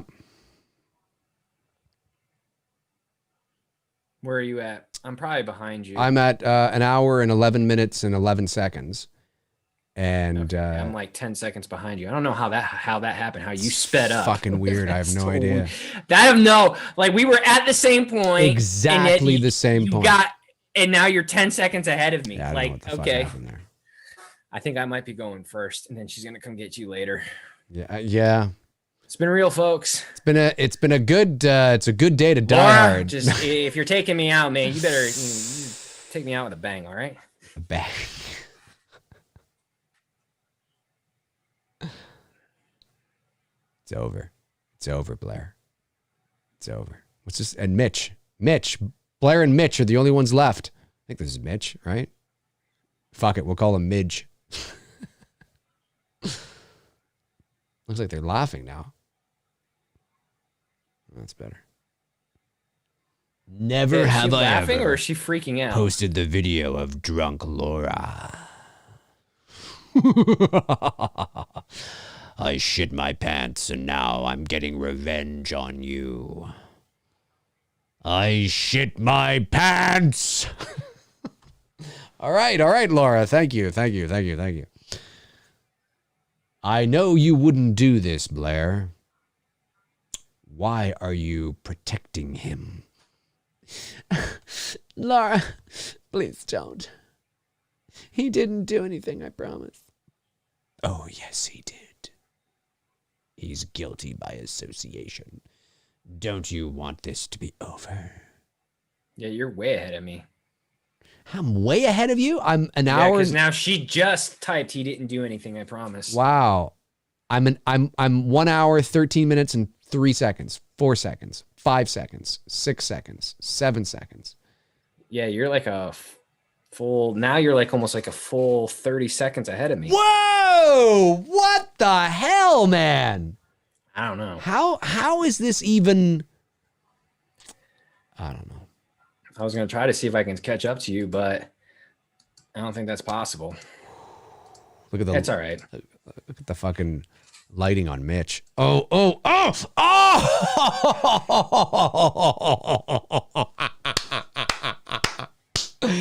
Yes, a knife in the eye. I love it.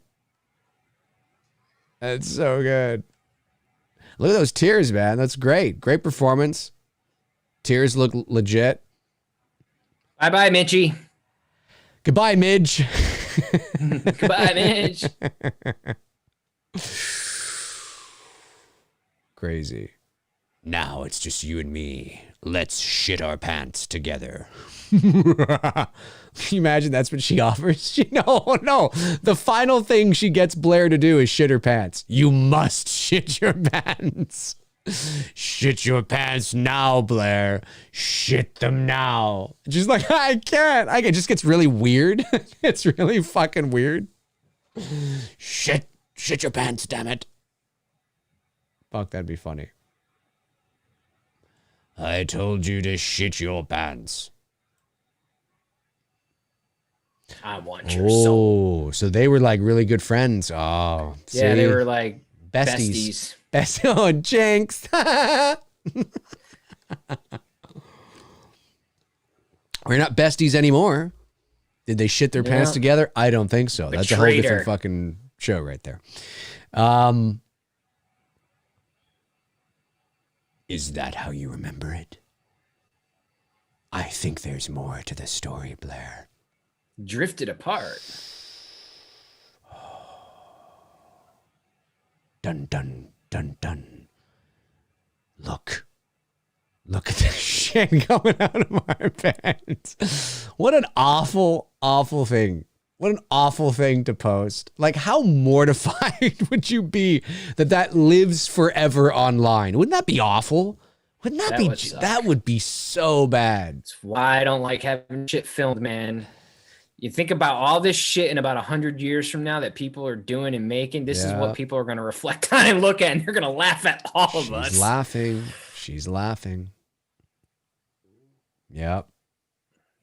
See, people 100 years ago got a fucking way with everything.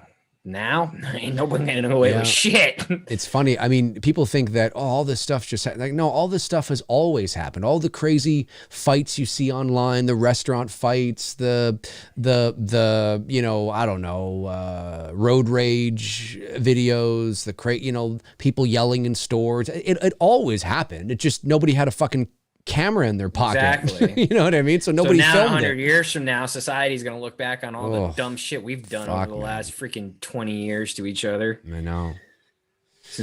We feel the need to document every intimate detail of our life. What a weird... My favorite's going to be like, like how like you and I, like, here's a picture of my grandma, she's got this nice epic, noir looking photograph. Here's a picture of my grandma taking a freaking selfie half naked in the fucking bathroom. Yeah, I know. It's true. Well, that was a Blumhouse production.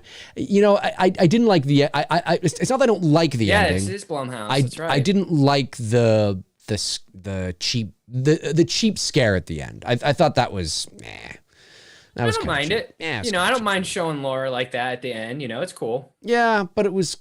What's the motive? It's for the. Yeah, I know. It's. Well, the good thing is that they didn't do a sequel to it. You know what I mean? Like, you didn't do more to the character. You left it alone. It's one done, and I like that. Yeah. You know what I mean? Like, because we're in this. If you did a sequel based on this character, you'd have to show a lot more of her in the second one, and I would just like. No, I agree. I wouldn't want. I just think there's that blip. I'm all right. That's cool. Yeah, I just feel that there's so much of it today. You know what I mean? Sorry, I wasn't laughing at you. I was just laughing at what the person said. Sharoff Odog, formerly Race Space. Here's my grandma's OnlyFans page. Right. That's what I'm saying. Like, I mean, I can't imagine what kids who are now kids in the future, when they're our age and older, when they show pictures of their parents and grandma from back in the day, like, oh my God, I sympathize for them. All right, let's jump over to the chat room and see what you guys are saying. I don't think any super chats came in before. They did not. Oh yeah, one did actually. Tom Ungurian sent a super chat at 7:34 p.m. $5 super chat. Thank you. It says, Tony, the sequel is trash. It's shit. It's about the dark web.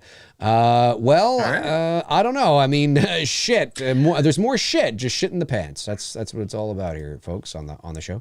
Okay, let's open it up to taking your questions. Let's do that for a little bit and see what you guys have to say. You have any questions for Tony and I? You have anything to say, to ask? Oh, heads up. Just want to give everyone the fair warning. Fair warning. Tony is giving a warning. Do I have any music for Tony to give any warning? All right, Tony. Oh no, wait, here we go. We wanted to wait till about mid-January because we felt. Go ahead. I hear music. Yeah, I know. It's for you. Go ahead. Oh, okay. I was like, man, this is getting really fucking creepy now. Like, no, go ahead. All right. I'll stop it. Okay, and we'll start again. I think I might have to fucking call a priest in here. I mean, like, what the fuck? No, I'm just giving you some music. All right, hang on. I'll give you this. Okay, and that's Tony, take it away. Just because of the movie we were just watching. I was go ahead, Tony. Shit, like, what the hell? This track is from my McRae live show, so go ahead. Yeah, we wanted to wait till about mid-January to do this to give everyone enough time to watch it on Netflix. But we are going to watch the Karate Kid next week. But we're also going to talk about Cobra Kai, seasons 1, 2, and 3, primarily 3 as well too. So if you haven't watched it and you don't want to be spoiled, that's right, you might want to skip out on next week until you watch it, because we're going to go, because we figured it's kind of hard to do like a watch Cobra Kai unless we go through the whole, which we're not going to do. But we figured watching the Karate Kid, the first film, we can integrate both the series and the movie and talk about both in one stream with you guys. Correct. So next week, Tony and I will be watching the Karate Kid, the original Karate Kid, 1984, and we'll be spoiling the hell out of Cobra Kai season 3. I am up to date. I've watched all of it, and I thought it was great. Have some thoughts on it, some things I like, some things I don't want to say didn't like, but things that are like, okay. I'm curious I kind of know where they're going to go with season 4, but I'm sort of like, and I keep hearing these rumors that, and I get it. I understand that let's save that for next week. Let's save that for next week. Wait for next week. Yeah. So we just wanted to give you a heads up now, so everyone fair and square, That's right. So that, you don't go, well, I haven't seen it yet. What the hell? That's it. And of course you don't have to watch the show. You can not watch the show. Go watch Cobra Kai season 3 and then rewatch the show. Exactly. So it's there. Tiger Man says, Dave, was It's Me, Billy filmed in chronological order? No, it was not. Some of it was, but no, it wasn't. It wasn't. It was, I think the first day or two was, and then after that, it was not. Austin from Boston, when are you duders doing Zodiac? Funny as it may be, after we do Karate Kid. But swear to God, like, not even kidding. That was on our. I know we've been talking about doing Zodiac for a long time, and we just figured now is a good time to do it. Yep, exactly. Let me see here. What do we got going on? Electric Drive-In. I like that one. Dave, have you given any thought to coming to Atlanta this year to do The People in the Trees? The cast is coming along great. Oh, yes. Something we have to... Marion Singh, of course, most of you know Marion from Halloween 2018, reached out to me and wondered if I'd be interested in joining the cast of a new independent film that they're doing down in Atlanta, actually, called the borders will be open by then. The People in the Trees, I think it is. What is it called again? The People in the Trees. And I had expressed interest. Of course, I thought the part sounded good, and the project sounded interesting. I couldn't say yay or nay, and I still can't say yay or nay. It's probably best, like, I don't know when they're planning on moving into production, but we have to remember that I'm in Canada, I'm in Toronto, and our borders are closed. I mean, yes, you can still travel to a degree, but if I was to travel to Atlanta, I would have to quarantine for 14 days before I could do anything. So I can't just get off the plane and join the cast. I'd have to fly down, quarantine for 14 days, and then quarantine when you get back, and then do the thing. And then when I get back, I'd have quarantine for another 14 days. And I mean, the travel advice, it's the reason why we haven't shot Dylan's New Nightmare yet, is because of the rising cases in Arizona, which is where it's going to be shot. I obviously can't get to Arizona right now anyway. It's not the only reason, of course, but that's part of it. So if the crew, I mean, listen, that comes first, right? Sure. And if they are ready to go, I mean, I imagine everybody else is American, in the US, in the area, from there. It's easier to maneuver between state to state than it is country to country at this point.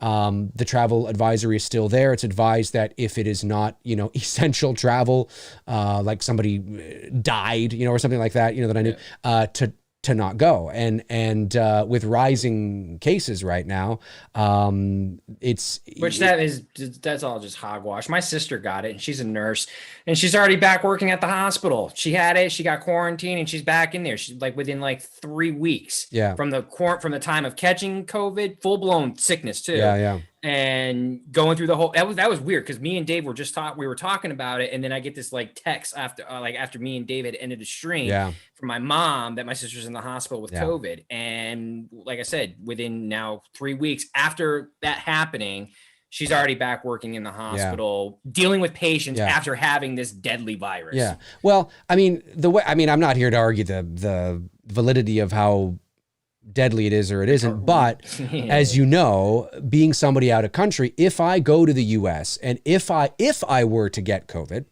I may not be covered, and therefore that's a big problem. So it's that kind of thing too. Now I have to look into it more, but as I said on a previous episode, when we were planning on shooting Dylan's New Nightmare in the summer of last year, I was looking into, because whenever I travel to the States, I get travel insurance through my bank. And at that time last year, the standard health insurance is there. Like if I, hurt my arm, if I just get regularly sick, just have a cold or whatever, sure, I can go to the hospital and it's covered. But if I get COVID's not covered. Now, I don't know if COVID is covered now. I don't know, but that's something I have to think about as well. So there's a lot of things for me to travel there and to be a part of it. It's a big deal. And again, I'd have to travel 2 weeks before I'm supposed to be there anyway. So I'd have to be put up somewhere for 2 weeks. I'd have to be quarantined, so it's an expense, part of the expense of the production as well. So it's something to think about. So my advice, my recommendation is that if the people in the trees, I don't know if they've begun shooting yet or not, if they are not planning on shooting until, next summer or something like that, well, then there's still time for me to be a part of it. But if they are planning to shoot very soon, like within the next month or two, I think it's best that they move on without me, not because I don't want to be a part of it. It's just because I can't right now. It's a situation where it's just the logistics of everything that's going on makes it incredibly difficult to do so. I'd forgotten about that, actually. I should reach out to Marion and see where it's at, because I think it sounded fun. It sounded like a lot of fun. And if this was 2 years ago, yeah, no problem. I'm there. You know what I mean? But unfortunately, everything right now is tricky. So the people in the trees. So that's kind of what I have to say on that. Is I don't know how close they are to production, but it's good to have a plan B when it comes to the character that I think they wanted me to play. Because right now it's just with everything, it's just tough. The borders are still closed, so it's tough. Yeah. Super chat comes in from David Coe. Thanks, buddy. It says, Dave, any updates on the petition to release Halloween Kills early? Perhaps Tony can get signatures in the States. No, I haven't heard anything about that. Who gives a fuck? Blood Red Sky says in 2007, Anchor Bay. Who gives a fuck? Damn, that's harsh. Anchor Bay. Well, it's just so silly. I don't mean who gives a fuck about his question. I just mean about the petition. No, I know. That's what I meant, the petition. Yeah. The 2007 Anchor Bay DVD release of Halloween 78 added awful thunder effects that sounded like something I did on my laptop. The VHS is creepier. It might have something to do with the sound mix. I don't know if they would have added more thunder or if they just made when you watch on your VHS, you're watching it on stereo, right? When you watch it on subsequent releases, like from the last 10 years, whether it's Blu-ray or whatever, especially in 07, they might have tried to mix it in 5.1. I don't know, but that might be part of the problem. They may have added more, but I don't think that's the case. I don't think they would have gone in and added more thunder. I think they just mixed it differently, and therefore. Do you remember though back in the day when VHS started to get that sound, the added like the THX sound, and if you had somewhat of a surround sound, it was like the best thing ever. Of course, it was like shit, but to us, it was like the greatest thing ever. Yep, totally. Jeff Harris sends in a super chat. Thank you, Jeff. And says, have you guys ever seen the movie Capone, starring Tom Hardy. Holy balls, that movie made me want to drink bleach. I haven't seen it. Have you? I know the one you're talking about. Have you seen it, Tony? No, eh? No. Michael Myers says, sorry, dude. Dave and Tony, what are your thoughts on the evolution of video games? The evolution of video games. What are my I'm still thoughts? stuck playing old Nintendo games from the 80s and early 90s and Super Nintendo and Genesis games. So yeah, that's about where my gaming ends, bro. I'll just say this. I mean, what are my thoughts on the evolution of the game? That's the specific question. I mean, it's fucking amazing. I mean, like, to be honest, to look at the quality of the storytelling and the quality of the graphics, and the quality of the gameplay. I mean, it's what do you say? It's unbelievable. It's unreal. It's cinematic.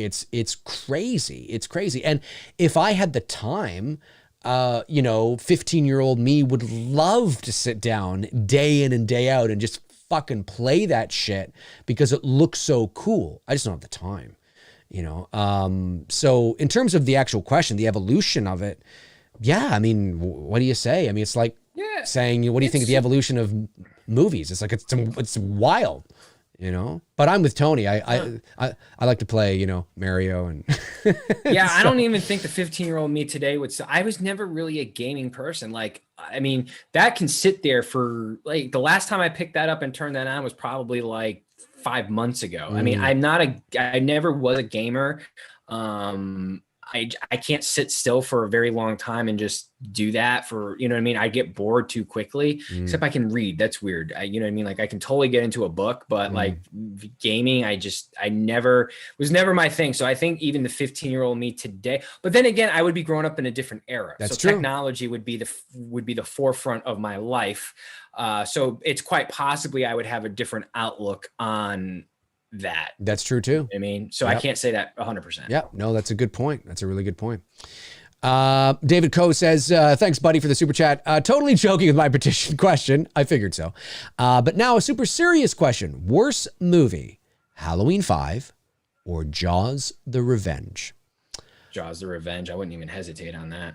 I would say, funny enough, there's likable moments in Halloween 5 over Jaws the Revenge for me. I would say that, yes, Jaws the Revenge is probably the worst of the two. But I would say that I think Halloween 5 was probably the more disappointing of the two. Yes. Because, see, Jaws 3, in my opinion, is also a steaming pile of crap. Is that the Dennis Quaid one, the Yes. 3D one? Yes. Oh, God, it's so bad. The bar was so low. So when I saw Jaws the Revenge in the drive-in when it came out. And like the bar was so low after Jaws 3D that it's kind of like, well, this is crap, but we just had crap. So it's like, it's just more crap. When Halloween 4 came out, I mean, no, it's not as good as the first two, but it was a decent sequel. Like it wasn't, nobody thinks Halloween 4 is crap. Like, sure, there's people that are like, it's okay, or whatever. And then there's some people like, oh, it's my favorite or whatever. But the general consensus among Halloween fans is that Halloween 4 is a pretty good sequel. Nobody I think thinks Halloween 4 is crap. So, I mean, it's the kind of thing where, and then you get to Halloween 5 and the contrast, like it's such a nosedive. Halloween 5 is such a gigantic nosedive from Halloween 4 that I think it's the more disappointing of the two.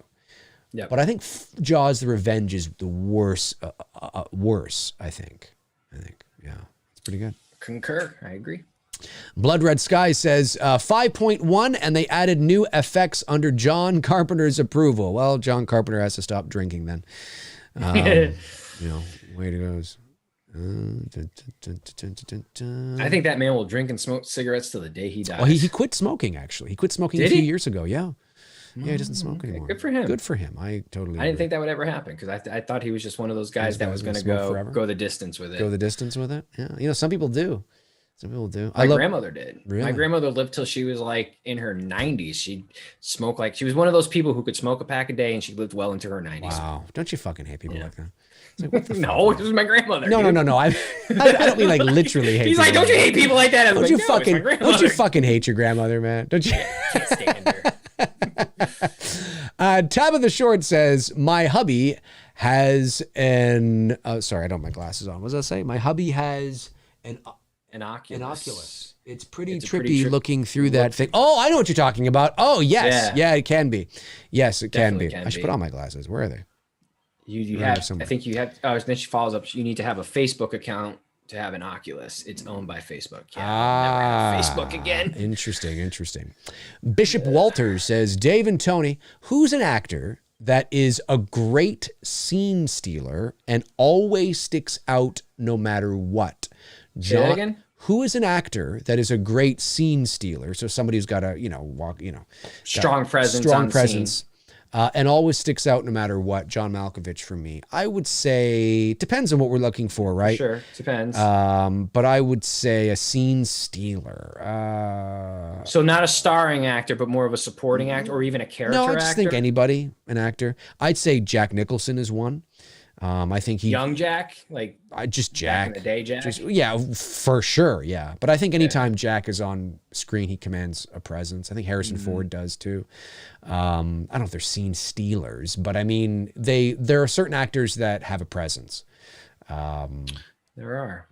That's tough to go through that Rolodex of, actors who, I mean, you could say Pacino has had his moments, Oh, yeah, for sure. Even Tom Cruise, not even in the action films. Tom Cruise has had some moments like in A Few Good Men where he, fucking brings. And I think in that movie, everybody brings their A game because you look at A Few Good Men's cast and that's a movie you don't fuck around on.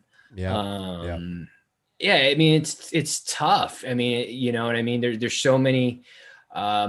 Even from a character actor, for example, Bill Paxton. We talk about Bill Paxton, Bill Pullman or Bill Paxton. Bill Paxton. Yeah, for example, in the short True Lies, he totally steals it as that character. The lying, spy guy. You know what I mean? And even in Aliens with an S, he was great as his part in there. He's just one of those solid actors that, maybe he never became like a DiCaprio or, whatever. But if he's on scene, man, he's going to be on point in his film. You know what I mean? Mm-hmm. There's a lot. And that's what I was trying to think of in my mind. Like I was trying to stay away from the marquee names. And I was trying to think of guys who just damn, anytime you see them in a role, they're giving you their best. They're not fucking phoning it in. I'm trying to think. Who else was like that? That was just solid.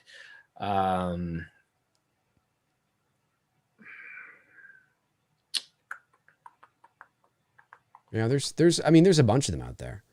There are. I just can't think of any off. It's a good question. It is a good question. Unfortunately, can't think of any off the top of my head. J Beach 12078 says, Dave, thoughts on Corner Gas as a Canadian? I've never watched. Well, are you talking about the live action show or the animated show? I hear there's an animated show of Corner Gas now. What is that? Corner Gas is it's a Canadian show. It's a very I've never watched it because it reaps into the stereotypes even too much for me. I think it takes place out in Saskatchewan, I think, which is where Brett Butt, isn't that the actor's name that is the lead in that? Anyways, I've never watched it because it just looks too lame. It just looks too lame. And I'm not saying it's not funny and it doesn't have its moments. I couldn't get into it. So I don't know. I've never watched it. I have no idea. I'm sure people do. I mean, I know it has its fans, but it just looked too, I don't know. Oh, here's another one for the actress. I'm going to go with actress. Who played Sophia on Golden Girls? Because I'm on a Golden Girls binge watch. She's fucking great. Great. The core three obviously are absolutely, you need that. Blanche, Rose, and Dorothy. Yeah. And all great actresses, but her, when she's on in her scenes, man, great. She steals it. She steals it, and she's on fucking point. And I mean, because I'm seeing this now I'm seeing the series for the first time. I've seen episodes. I've said this before. My grandmother was a huge fan of it, but I've never watched the series. And I mean, dude, I'm laughing. I'm busting a rib cage laughing at certain things. And I'm just like, this woman is on fire. And she never misses a beat. You know what I mean? Yep. No, the Golden Girls, we talked about this last episode. I mean, the Golden Girls are awesome. A hysterical show. And the chemistry is great. And yeah, and the only one left now is Betty White, and she's like 97 or 98 or whatever. It's crazy. Yeah. It's crazy. Let's see. Super chat. Blood Red Sky says, when Ghostface was following Sydney and her friend in the grocery store in broad daylight, full costume, was that supposed to be a joke? He stood out. What scream was that? There's a brief moment. I know what he's talking about, where you see Ghost. Are you talking about where he darts behind the tree? When Ghostface was following, like it lasts for like a split second. He's out in the open, and then he darts behind the tree. But he says in the just confirm with me that's the scene you're talking about. He says in the grocery store. Well, I think that's what leads up to it. Oh, okay. I think that's what leads up to it. Is that in the first Scream? Yeah, it's in the first one. Jesus, I don't remember that. Yeah, it's in the first one. It's weird that I don't remember that because I watched Scream Sydney and oh God, what was Rose McGowan's character's name now? Fuck. Tatum. Thank you. No, okay. Hey, Rose McGowan's hot. Crazy but hot. Yeah. I like a little crazy. Yeah, not that crazy. I don't mind a little crazy. Yeah, not that crazy. Makes the bedroom activities fun. Yeah, grocery store scene, Tatum and Sydney. Yeah, I think that, yeah. Oh, the refrigeration. I've never even seen that, bro. Scream 1, reflection in fridge. Oh, wow. I don't remember that. Ghostface is literally in a grocery store. I'm gonna have to go and rewatch that. Gonna have to go watch it. All you fans, see, this is what happens. You get fans that watch these movies over and over and over, and they start to pick out things they've never seen, or maybe you saw that the first time you watched it. Well, that's like Nightmare 2. That was Tina up on that. That was missing. Really, the Tina picture. Fascinating. That was Tina. That was her. Like all these years of watching the fucking film. Never even noticed that until we were watching it the other night. That's just it. I didn't notice it either. Fascinating. Blood Red Sky says, no, Ghostface is literally in a grocery store. That's right. I just read that. Yeah. That's so funny. I didn't know that. Zach Gaxiola says, Morbius was announced to be delayed again with more films to follow suit. Should we be worried about Halloween Kills? They're doing a Matrix Morbius? Morbius. I say that, should What's we a be Morbius? Worried? Oh, it's a comic book character, I think, or something. Okay. Well, I mean, I think Halloween Kills will come out this year, but I think it will come out, if it's not in theaters, it will be, you'll have to spend like $20-$30 to watch it on demand. I'm just going to wait to buy it when it becomes available to buy. So I'll be one of the last ones to fucking see it. Yeah. I mean, unfortunately, I'm not gonna spend $20 to rent it and then spend another $20 to buy it. Yeah. I'll buy it when it becomes available. Then that's it. No, I hear you. Nick sends in a $5 super chat. Says, Dave and Tony, when you see actors get shit on for giving bad performances, you got with that at the beginning. You're like Dave and Tony. Dave and Tony, when you see actors get shit on for giving bad performances, shouldn't the blame go to the film's director or to the actor? Thoughts? Oh, rather to the director rather than the actor. Thoughts? Well, catch-22 with that, because like Willis at times has definitely fucking phoned it in when you're like, hey, bro, you could have maybe, brought your B game if you're not going to bring your A game. Yeah. You know what I mean? I think that's a catch-22 because it depends on the scenario, right? Yeah, I think what it comes down to is when people shit on actors' performances, which usually isn't the case. Usually people shit on movies. They don't they don't necessarily single out a performance unless the performance is really, really good. Right. And usually bad performances are in overall bad movies. It's very rare that you'll see a bad performance in a great movie. Very rare. So that's true. Usually if the performance from an actor is not that great, you usually probably didn't like the movie all that well. It's usually the movie you're shitting on. So I think I think Tony's right. It's a catch-22 to a degree. But I think it's very fair. I think when you, as I've often said, there is a difference between a critique and an opinion, a big difference. Yep. And there's a difference between an opinion and an informed opinion. And it's very true. There's nothing wrong with when you put yourself out there, when you put your art out there, it is open to critique and criticism. And there's nothing wrong with that within and of itself, but it's all in the presentation. You have to be able to justify your reasons for disliking something. Now, I'm very theatrical on the channel here, right? I mean, this is just who I am. It's part of my personality. That was dog shit, fucking bullshit and shit. Yeah, I know. It's amazing, isn't it? But at the end of the day, I've followed those theatrics up with well thought out, well presented, videos and thoughts and ideas of why I don't like something, why it doesn't work for me, what I think they should have done that may have been better, and this is why. I'm not just saying, here's what you should do.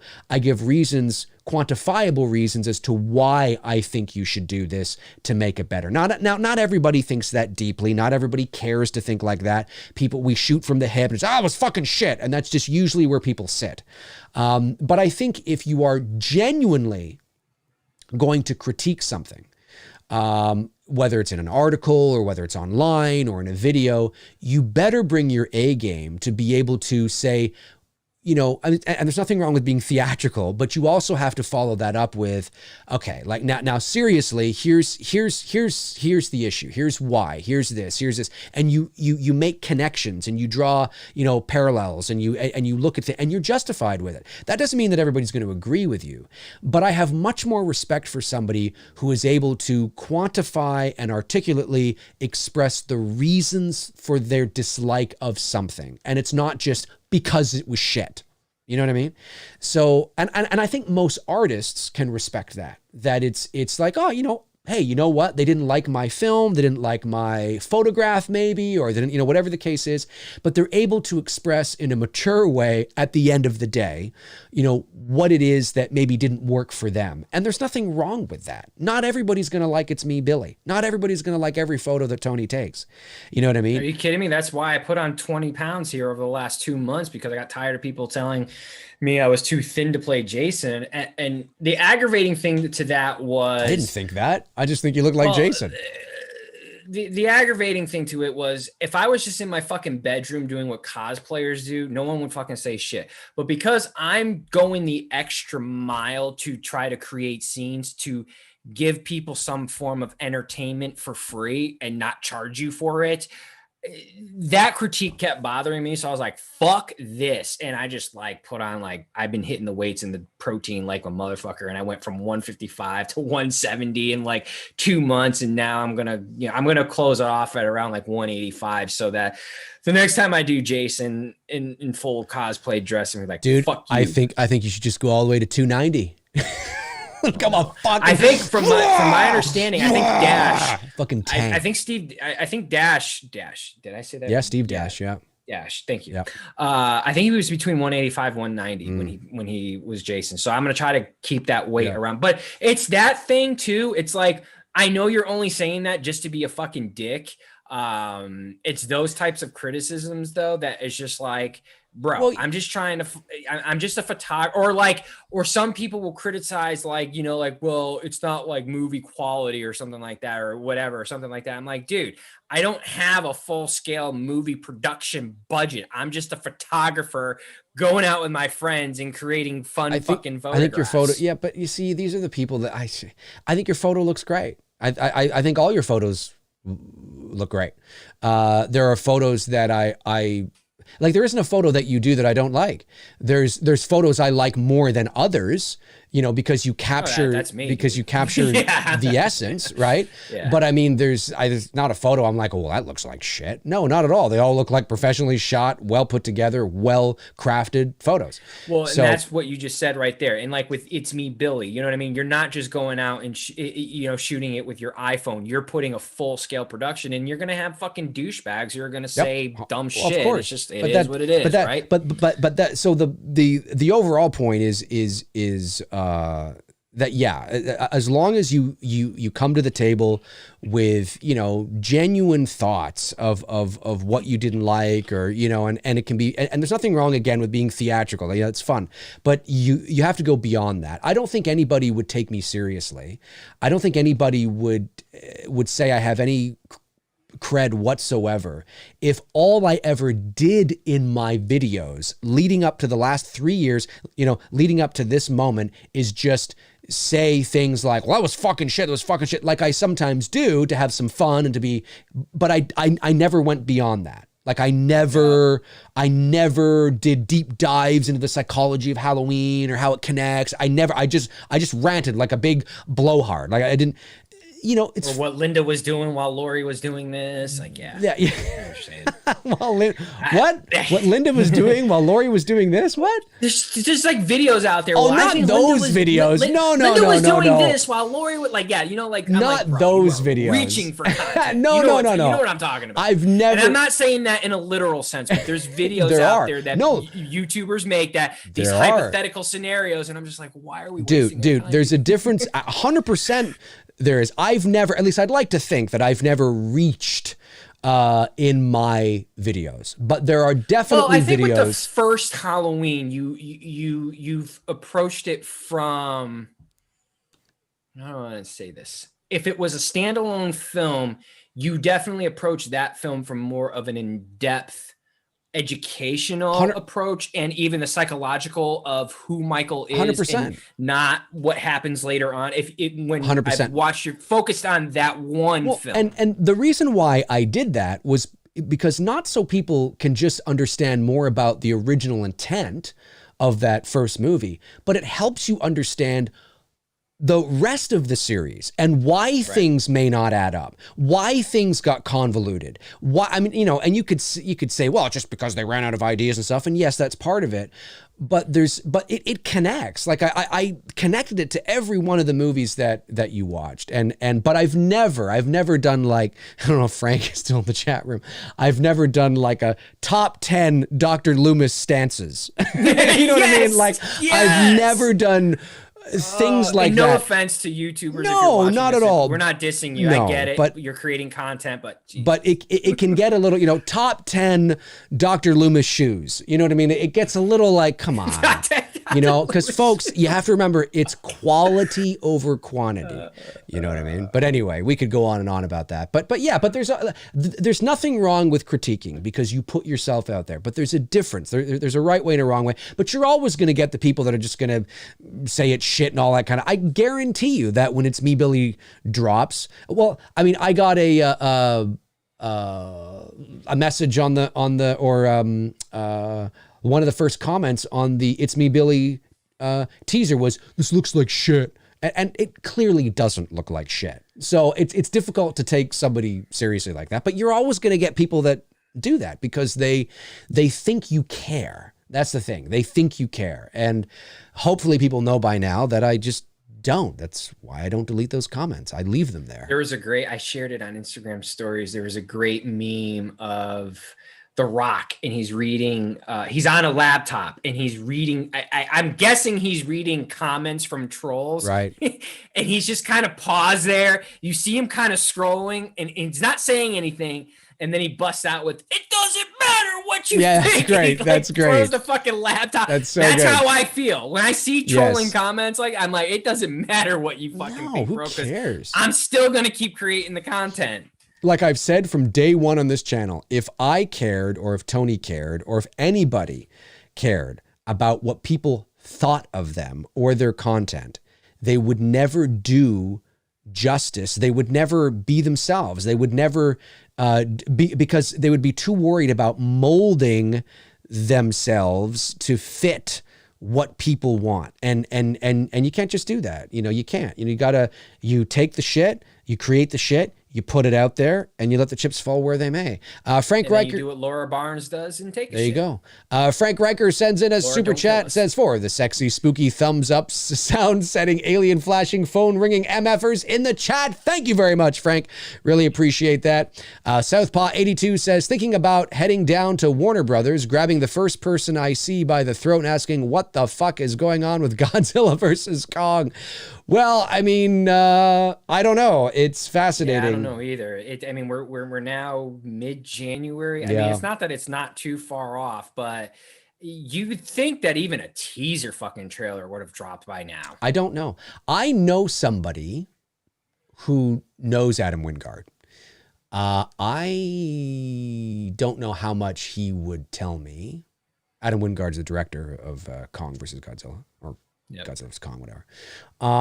He might be watching, actually. Not Adam Wingard. Well, I don't know. Maybe Adam Wingard's watching, but I'm talking about your friend, your buddy, the guy.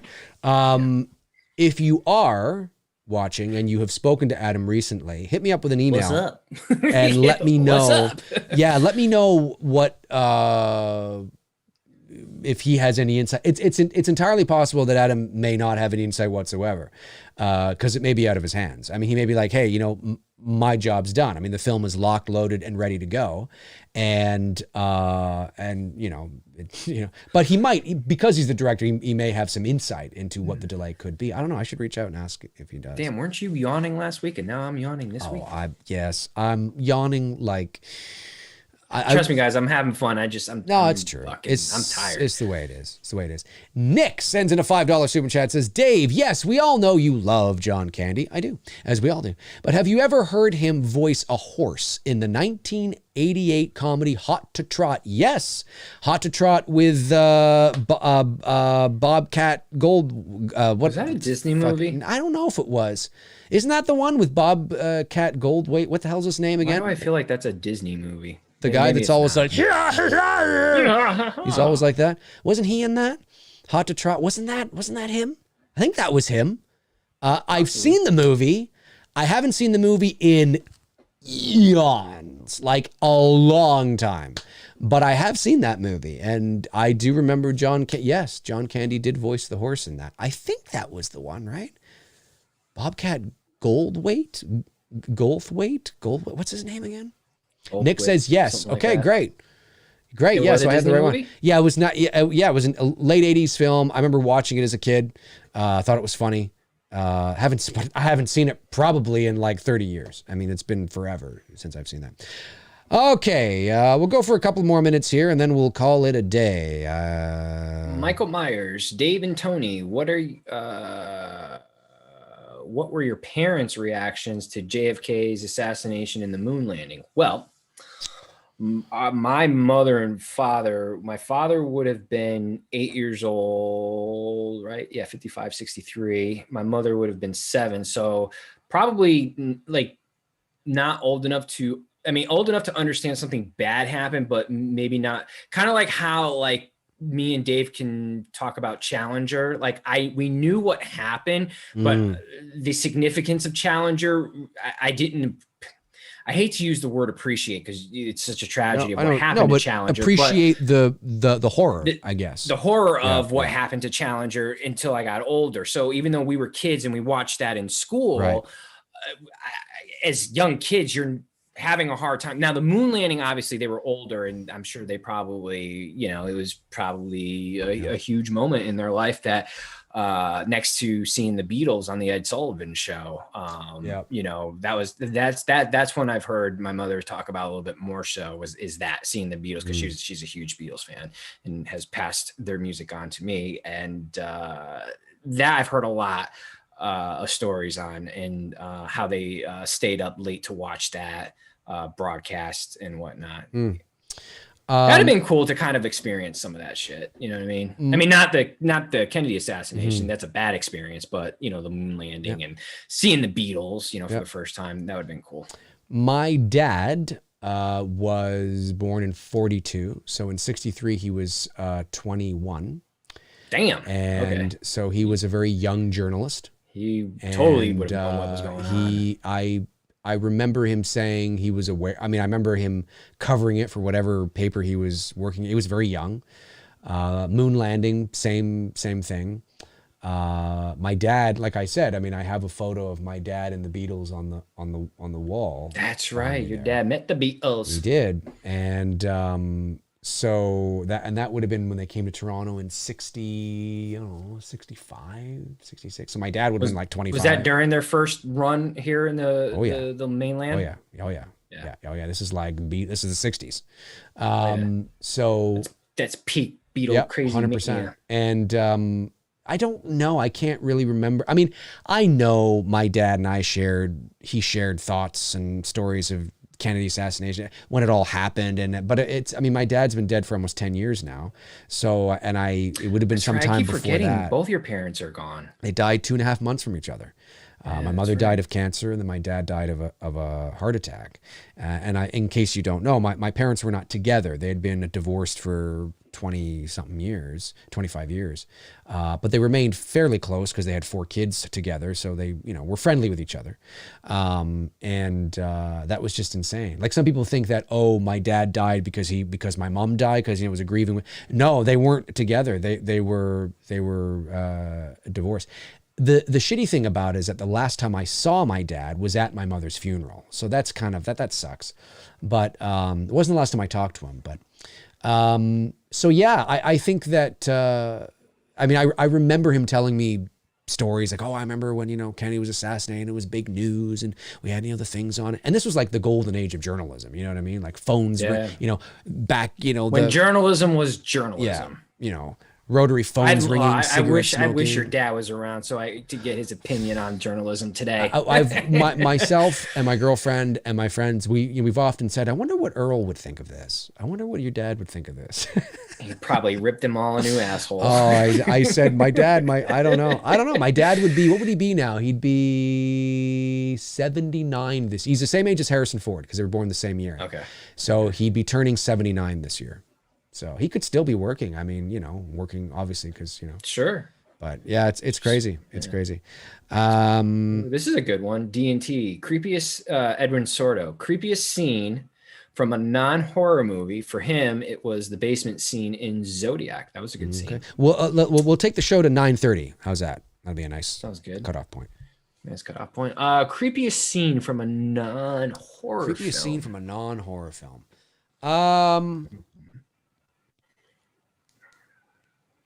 Creepiest scene from a non-horror film. Creepiest.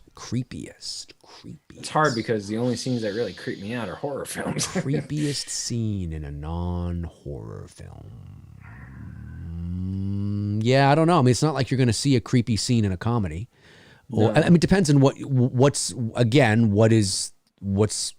I mean, are you defining it by thriller? Right. Are you defining creepy by uncomfortable, eerie, like creepy in the sense of it's scary, it's creepy, it's eerie in a movie that's not a horror movie? Christy, right? Her that's the actress or the character name at the beginning of Jaws who gets killed. I mean, are we calling Jaws a horror film or? A lot of people consider Jaws a horror movie. I mean, if you were to walk into a Blockbuster back in the day and go and rent Jaws, you would go to the horror section. Jaws would be in horror.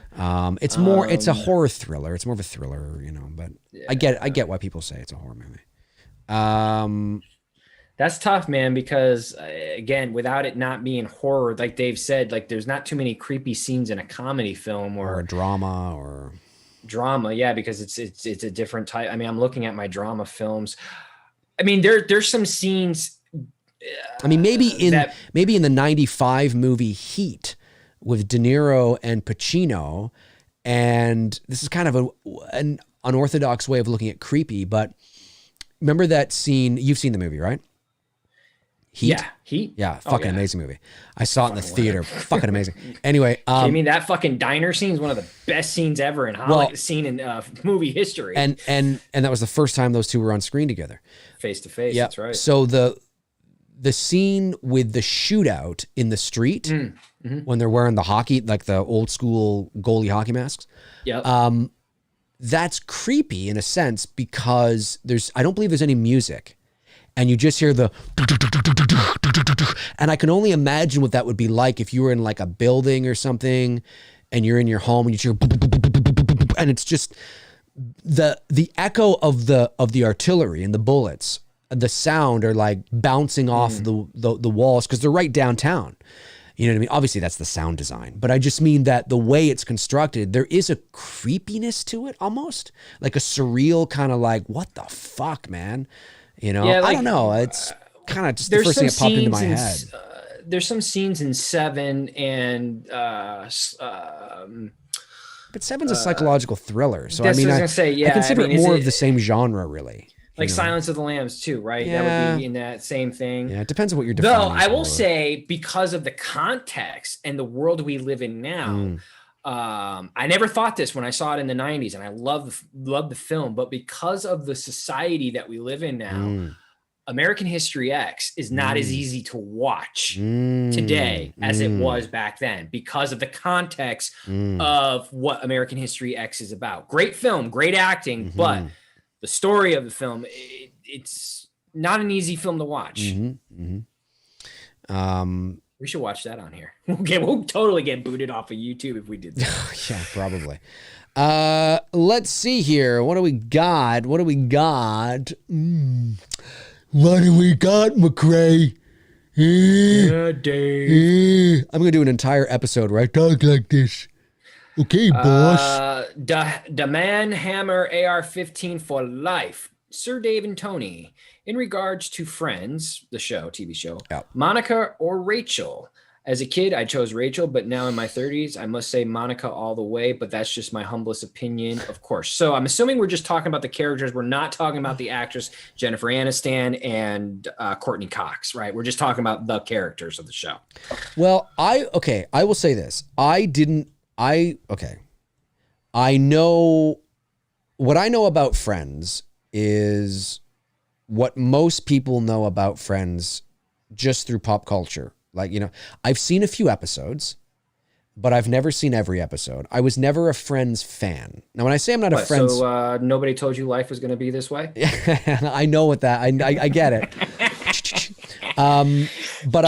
But I know that it was just one of those shows that I didn't watch, and I just didn't care. And I don't know why. I just didn't watch it. I don't not like it. I just never got into it. But of course you can't not know about the song and about the characters and how, Ross and Rachel ended up together. Cause I had friends that watched it and, through like all that shit. So when I was in high school and when Friends began, because Friends began in 95, I was in grade, I should have been in grade 11, right, but I failed grade 4. So I actually was in grade 10 in 95. 95 from 96 was actually my grade 10 year. It should have been my grade 11 year. But anyway, so I remember thinking that Jennifer Aniston was really hot. And she was kind of like my type. And she was probably 25 at the time, if that.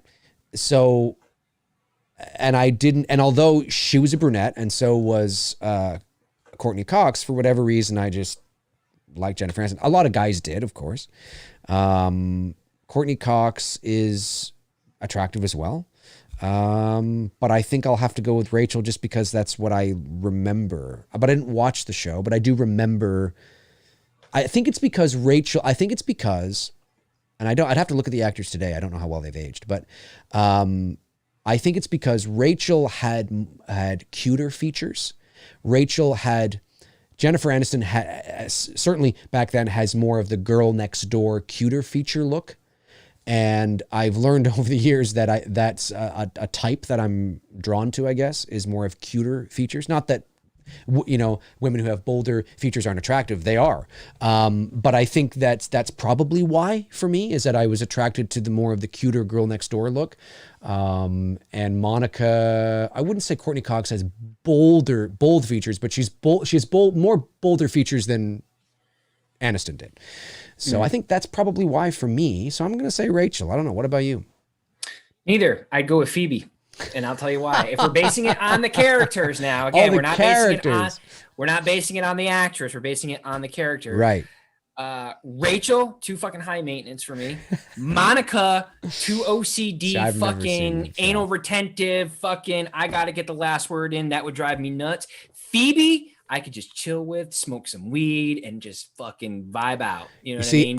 To smelly cat. See, there you go. I even know what that is.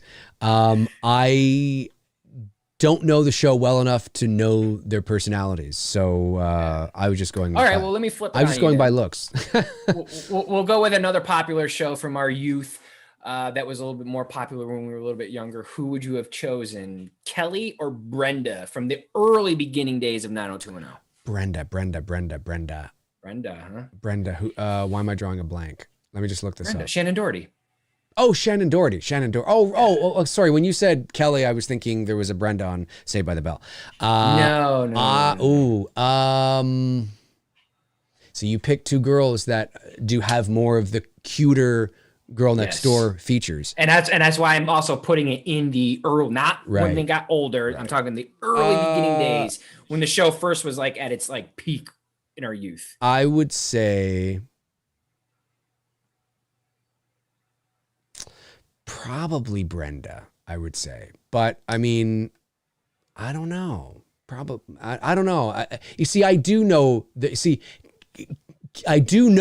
personalities in the shows. So that makes it different. Like Kelly has a much more bubbly, friendlier personality. And she's got so I'd be more attracted to her because she's outgoing and she's whereas Brenda was a little more emo. So not emo, but in comparison to Kelly. So yeah, I'll probably say that. But Shannon Doherty, it was cute too. Yeah, it's funny. I'd probably go with Shannon just because Hans Gruber, Estelle Getty. Yes, I'm going with B. Arthur or McClanahan. B. Arthur. I'm going with B. Arthur any day of the week, and 38 times on Sunday. Absolutely. There it is. And if you guys don't know the other show she did, Maude. And then there's Maude. Man, she was gorgeous in Maude.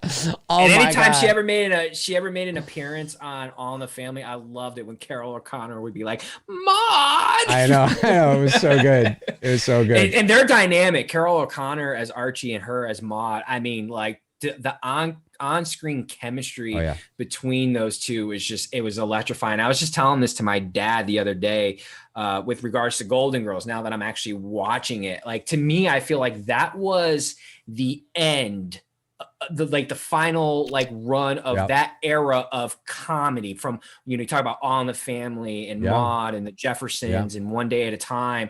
Golden Girls was really the last of that. Yeah, Golden Girls ended in '92. Yeah. Yeah, you know what I mean? I mean, because after that, you got into the newer sitcoms like Friends and Everybody Loves Raymond and Frasier. All great shows. And Cheers, my all-time favorite show. But Cheers ended in 91.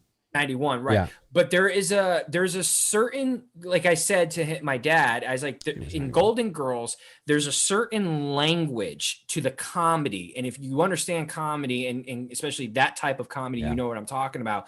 That you don't see anymore. And where a lot of times that I'm seeing in Golden Girls, right, with B. Arthur's character, a lot of times it's the look. It's not so much the line, it's her reaction to what her mom is saying or what Rose is saying, very, very Archie Bunker, like when Edith would go on her rants and Archie would just commit suicide and all the facial expressions, like you don't see that anymore. You don't see that type of language and that type of comedy, especially nowadays. You know what I mean? I get you about it. No, it's true. It's a really good point.